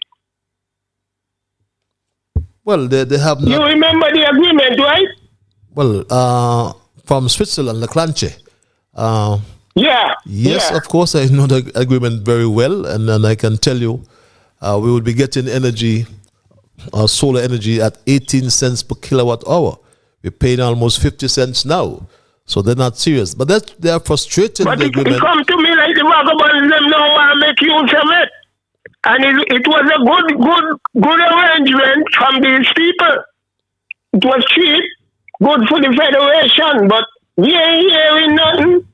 So it look like one of the best friend them either want to donate it and come with their own thing. Because I sure you hear that they want to build condos over in the Gulf Coast. But we will jump up some demonstration all around the Gulf Coast. So let it come with the vagabond behavior. Because everybody want to come reach in 13 days, eh? Patrick, remember, you know, when you build them townhouse and Wellington Road, you ain't, you know, one man no contract to demolish and move wreckage, you know. You give all the truck and them walk. You remember that, right? Certainly. You remember that? Certainly, my brother. I was showing you tongue, and my friend Sensi tell me one man get the contract. Furthermore, you know the tech Sensi job where I give them up the airport, right? A man like Sensi. The vagabond for each mask here. Go let them take Sensi job. I mean Sensi. A native on your tongue, a born your tongue man. Getting a job, giving other people something to do to feed the children. They live by them. And they take the contract and give it to one man. That can't be right. It can't be right. Patrick, you give all these guys work to keep the airport looking clean. But you see, when people talk to people, they don't listen. Because some of them only could see just past their nose. They don't look up. Patrick, never get weary, you know. Never get weary. You're doing a good job. Joseph Hill said, hear who hear you. Because in your car now. Because for why you know for 7 years, me can't see women don't get never know. They're doing nothing. The government they're doing nothing. The tongue dead. You can't see nothing happening in the country. People can't serve the country. People gotta talk the truth. For why you have when you take over each basket, You transform the constituency and people play for know that they're all over the place of all of them. It's how you go, Patrick. You take care of yourself. Thanks for your... Because I'm just waiting. Have a good night. Have a good night, my dear brother. Jam down, always passionate. And my Straight Talk family, despite the achievement of sovereignty, there's a deep imprint of colonialism, it is believed, that has militated against the development of Caribbean consciousness. I submit. But let's take this call. Caller, you live. Hello, caller. Love and greetings in the love of the Almighty Creator. Blessed night to you, Brother Patrick. Blessed night, Ras. Aya, how about thou? You're coming in. I give thanks for the love of the divine Creator and the ancestors. Mm-hmm. How you there was and how your night carrying? Pretty restful there. My night continues to be peaceful, just like most of my days. I'm at peace with my God, I'm at peace with myself, and I'm at peace with the world. How are you? Don't be too much in peace, you be equal with everybody. Because even though you got peace, you still see hatred come along. But once you got equal love, you can balance the core. We give thanks for the night and give thanks for the people listening to your program for your YouTube, for your Facebook, as we call it, Facebook. We like to say, you asked the question, insularity to against unity, right? Well, it hinders unity, I said. Well, in the sense, it's against unity. Okay. I would just like to outline, when we look at the formality of this administration and even the one before, you all didn't really take the code of social equality to the people at hand. And that is the system. Even though we had money only, people still had the economical ladder because we could approve it in the 7 years and we could put it under this administration. Now we are in a global role as we are within state and just recently they went into parliament. So we some crap I don't see what there was value for in the aspect of our people because you're telling us that you're coming to deal with a resolution. And the resolution is to enhance the betterment for a green, safer energy state. But you're not planting nothing to indicate the green, safer energy. So what are we vitally going for? We are just talking by lip service or we just want to make our people feel like we got something to captivate them? That's the question I'd like to ask the Prime Minister of our federation going to that area where just outline all up in the program. Dubai? Dubai. Is it a conference going to take place? Yes. Yes, Dubai. We got to look very careful on these things that we're looking to conclude and bringing out, as I say, development and sustainable growth. Because a lot of these things will really captivate the social impact of our people. And we've seen a lot for the previous time of the generation of the administration. We say we're in 40 years of independence and we still have a constitution that is not favorable for the value of the people. That's why you could see administration don't change, but they're going to continue the dirty work. Because pure corruption in there. It's pure corruption in the high and the low place of that administrative work. Until we clean up those actions and inform proper legislation that can create respect for how we work in this society and towards our outside pattern to the social service of the world itself, we're able to know how to manage our own affairs. So, we are lip service people. That's why we continue seeing these corrupted things there, guys, and none changing for the better. But we hope for the well-being of the future of the youth. As they captivate themselves into this political concept, they have better value than what they've been brought to them this time. So may you not go humbly wise with the love of the Almighty and the ancestors, because the truth will reveal. Evil cannot prevail. The righteousness exalted name says every post. Have a blessed joyous night. Give thanks.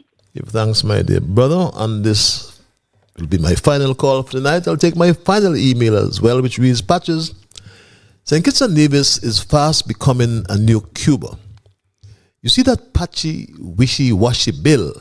They went in Parliament Monday to rush, threatening to jail persons for sharing disclosure of government information. This is pure rubbish. Nobody, not even them, understand the bill, the amendments. It is so mixed up and a communist method to try and protect their corrupt actions and silence the voice of the people. Let them know that this is the 21st century, and a lot of these bills and amendments will haunt them and run them out of government. Let Labour and Jew continue nailing nails in their coffins every time they try to make laws to suit and protect themselves, reads this email. And as we wind down tonight's program in my Straight Talk family, I was making the point earlier that although we have all become independent nations, and I'm speaking about the Caribbean nations in particular, we as Caribbean people, my Straight Talk family, it is believed that the achievement of sovereignty, the deep imprint of colonialism, has militated against the development of Caribbean consciousness. Allegiances at their broadest were insular, and inter-island relations were fraught with tensions. I cited the example of insularity, which lied at the root of the breakup of the West Indies Federation. And insular identity was even more directly responsible for the fragmentation of our associated state of St. Kitts, Nevis, and Anguilla. I also cited the former Prime Minister of Barbados, Owen Arthur, who once opined that the Caribbean paid a tremendous price for what he called insular nationalism, in that upon being granted independence as a people, we in the Caribbean became Barbadians or Jamaicans, Trinidadians, or whatever else. Here in our little federation, we are either Nevisians or Kittitians. The leadership of Nevis continues to express in so many different ways the quality of only being interested in their own island or political group, and have not been willing to give up, for example, its constitutional guarantee in Clause 113 that gives Nevis the right to secede from our so-called Federation of St. Kitts and Nevis. And again, I say so-called federation because despite being only 2 miles apart and notably small in size, St. Kitts and Nevis were always widely recognized as being separate entities with distinct identities until they were forcibly united in the late 19th century, in 1882 to be exact. But with the current political disposition now in the 21st century, and being a permanent geographical condition, the economic consequences of insularity cannot be or can only be mitigated through certain policy interventions. Mark Brantley was appointed leader of His Majesty's opposition. But look at the present situation in our parliament that comprises of 11 seats. Never in the history of our parliament have we seen a government with control over the majority of 3 seats in the opposition, the 3 CCM seats. Government controls that. If not, perhaps it's the opposition CCM that is in control of the 6 seats on the government benches. Hell no, I don't believe that. But Lord Cut said, only in St. Christopher. Only in St. Christopher, we have an opposition leader in the St. Kitts-Nevis Parliament whose sole interest is the island of Nevis. What about the thousands who voted in St. Kitts against Dr. Joe? And my Straight Dog family, many have asked and continue to speak of the narrow-mindedness, the insularity, and lack of leadership that continue to haunt the people of Nevis, my Straight Dog family. Many ask the question, and rightly so, my Straight Dog family. And former Premier Parry summed it up well, summed it up very well, my Straight Dog family, and pointed to the mistake that is continually being made by this snake in Nevis called Mark Brantley. Parry said this. I think the first mistake that the CCM government made was to begin to point Nevisians in the direction of St. Kitts again. We fought for a government of our own because we said we had the capacity to develop our own country. The CCM made the mistake of talking about fair share and wanting money from St. Kitts, and St. Kitts was making all this money and Nevis was not getting any. That was an old thing, 50s, 60s, 70s. What it did, it undermined the confidence of division. It caused Nevisians to lose that self-respect and to begin to reach out to St. Kitts for money again. And as a result, the Nevis Island administration became again second class. They did not look to the Nevis Island administration to develop the country for them. They were looking for their fair share from St. Kitts. And that was a terrible thing that the CCM government did. A terrible thing, my Straight Dog family. The Nevis Island administration has become a department of the federal government. That's what it is. And yes, we talk about salaries. And Mark Brantley spoke about double salary. And this is what he had the gall to say, my Straight Dog family, about people's double salary. Who would believe that the snake would say this about double salary in St. Kitts and Nevis? My own view on this double salary story is that it is a bad idea. It is unsustainable. This notion of every Christmas government taking up millions of dollars in the context of Nevis is about 10 million. So St. Kitts has to be at least 2.5 times that. So you're talking about 30 to 35 million dollars every Christmas. For what? And I honestly say for what? Because a lot of people getting that money are not producing. And if it causes some upset, then I apologize for that upset, but it's a fact. And so if we're going to compensate people, we should base it on their performance. Are they coming to work on time? Are they there? Are they committed to the task at hand? They're putting in that extra effort when necessary. But them who come late, take 2 hours for lunch, leave early, always sick, always home, always got problems, always out of the office, walk in the street, down in the bar, them in tongue drinking rum, and come Christmas, them hold a double salary just so. Imagine that. For a man who for 7 years got a double salary every month.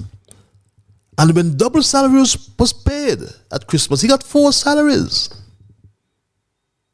And the federal government, your money and my money, pays for that, as the Nevis Island administration has no money to pay its monthly salary, much less the double salary.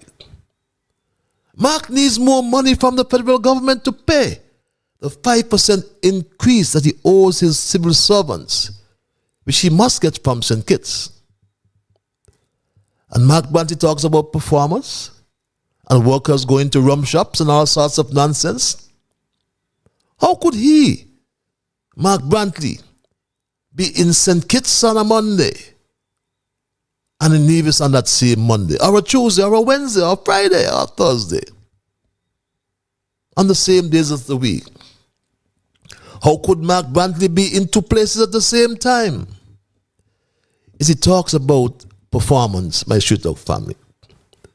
But there's no peace, no progress, no prosperity can come out of the leadership of Mark Brantley.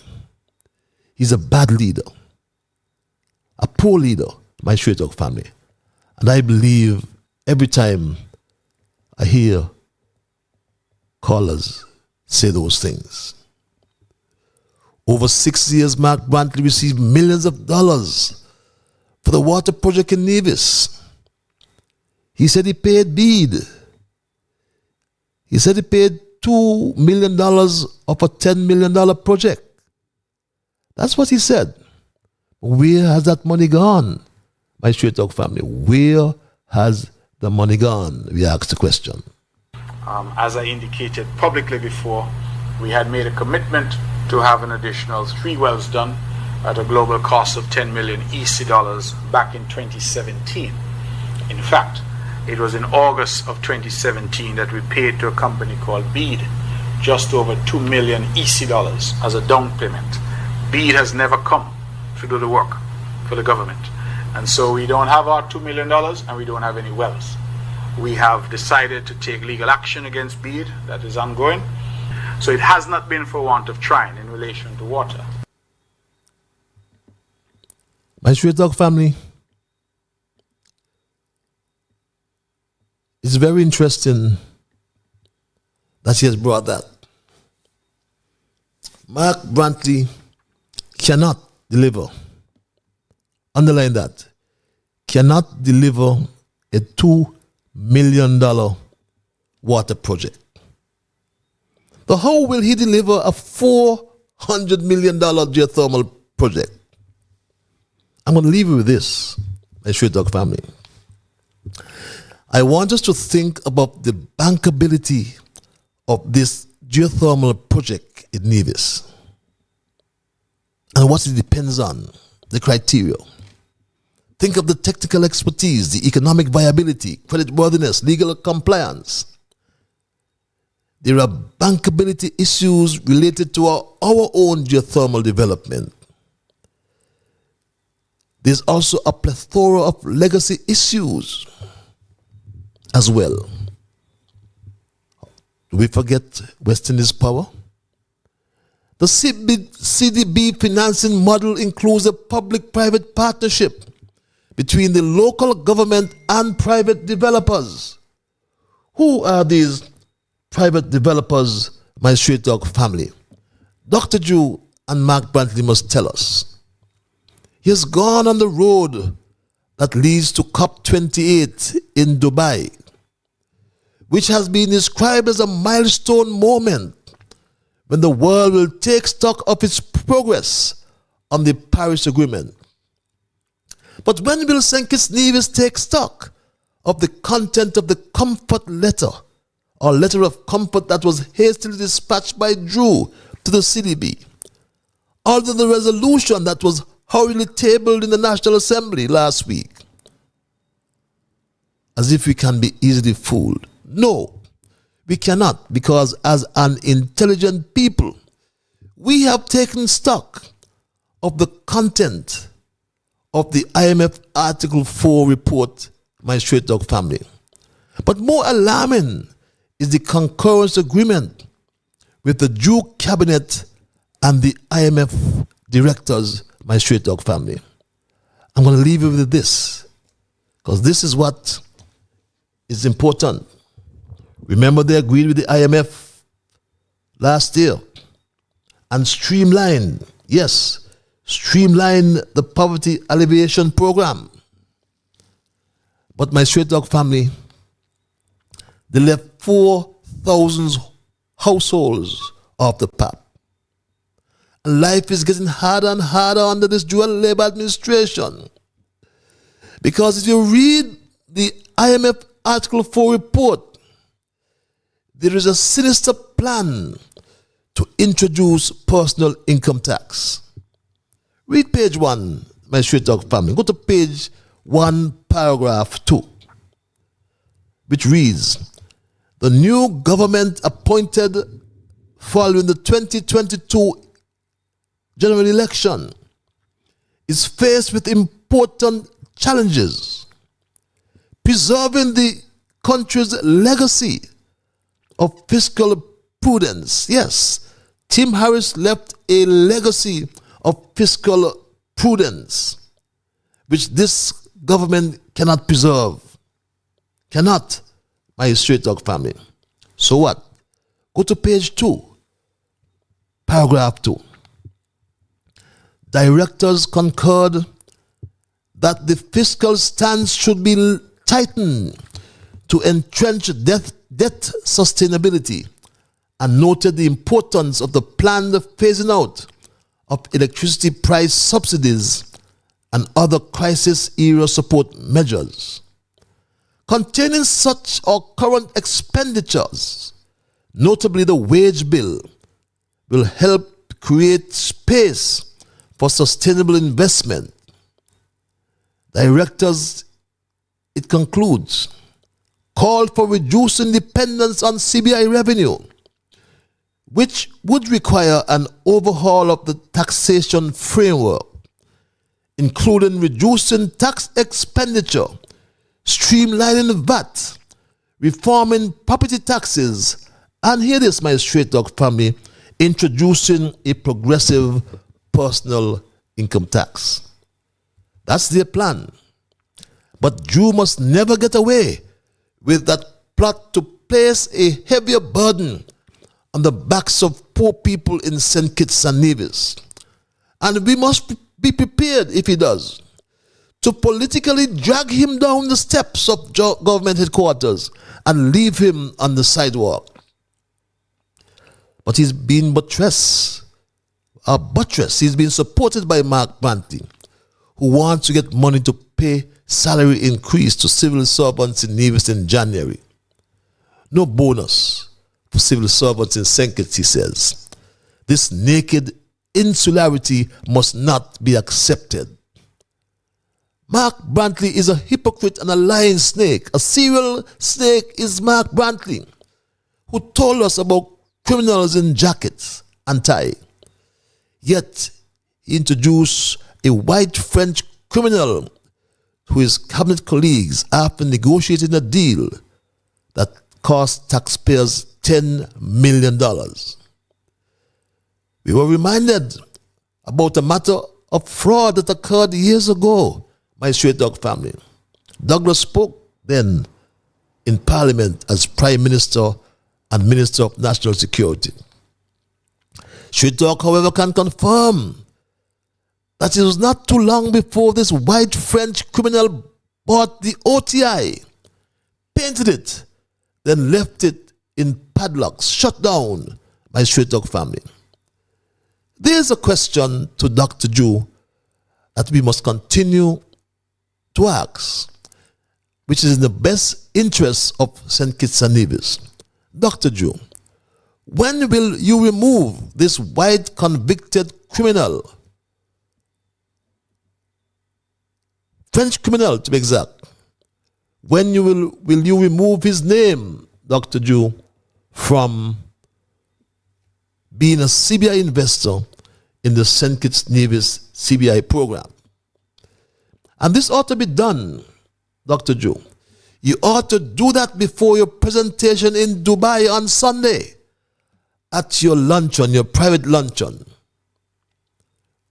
You will try to salvage what was built by Denzel Douglas and latterly by Timothy Harris, who raised record annual revenue over $700 million in recent years.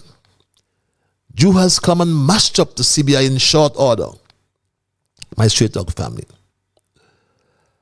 He has passed laws retroactively, mandating that service providers who submitted files before January 2023 needed to reapply. So what's the result? He's only received 10 applications since July. Now he has gone to Dubai like a headless chicken to meet with the IMAs to explain what? St. Kitts-Nevis has lost all credibility in the CBI market around the world. My straight dog family, The late Robert Bradshaw, as I said earlier, must be rolling in his grave when you see what Joe is doing to poor people in St. Kitts. The late Robert Bradshaw would not never agreed to the 113 clause in our Constitution that is still being used for political expediency.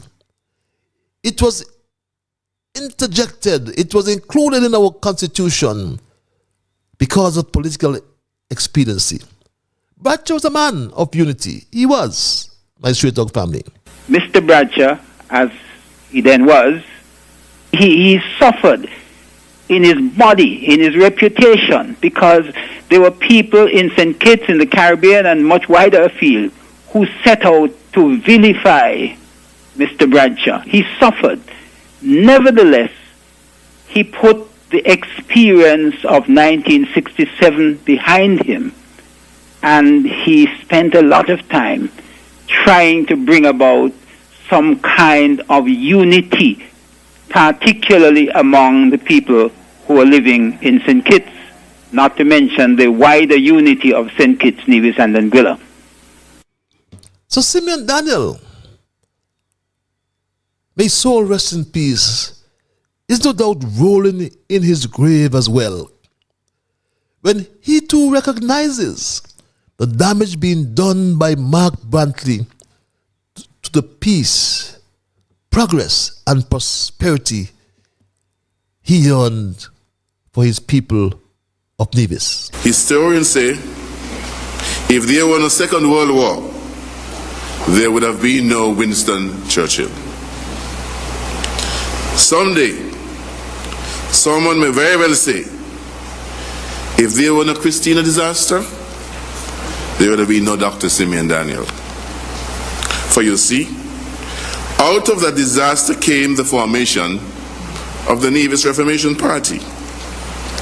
That party of peace, progress, and prosperity, and its first leader was Dr. Simeon Daniel.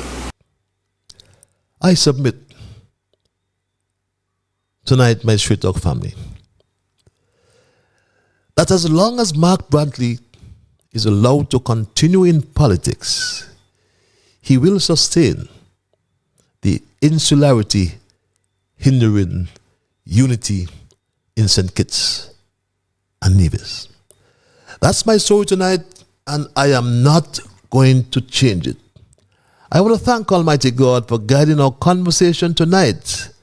As always, my Straight Dog family, I want to thank you, those who called, the thousands who listened. I ask you to continue to spread the word, spread the link each Monday and Thursday, so we can get our people on board and abreast with what's happening in our federation. Those of you on Facebook and on YouTube, those who send emails, remember, all of you are the ones who make Straight Talk. And for that reason, I say a big, big thank you. I gave you the extra time tonight, my Straight Talk family, for us to absorb and discuss this very important topic of insularity that's hindering unity in St. Kitts and Nevis. But until we connect on Thursday for another edition of Straight Talk, be good to yourselves and to all whom you meet. Remember, whatever your mind conceive, that you will achieve. All you got to do is to believe. So when you wake in the morning, thank God for the morning light. Thank Him for taking you through the night. And my Straight Dog family, keep moving on. Bye-bye. Until we connect on Thursday.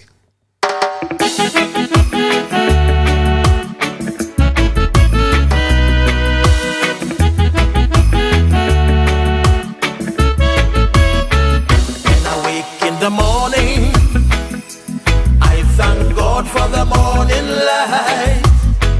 Give Him thanks and praises for taking me safely through the night. For the rest of food and loving care, and for my mother's breath of life that's got me here. So whatever my mind can see,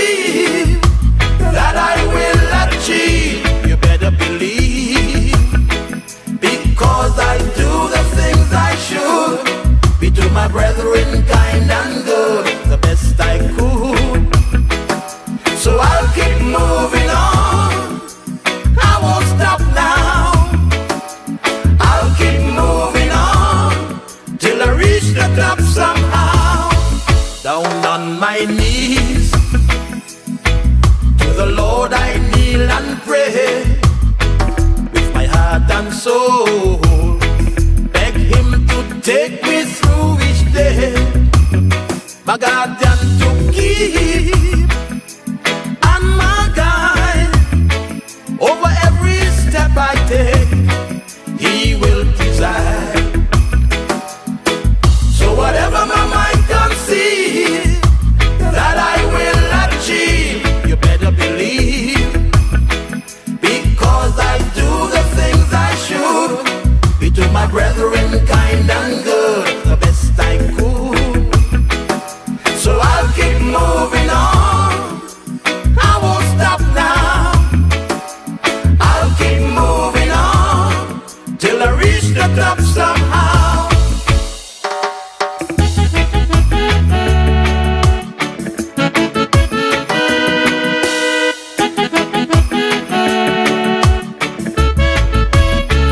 Now I'm on my way with strength and courage from above. No man I'll fear, since God protects me with His love. Strong, pure and true, and so sincere, 'cause my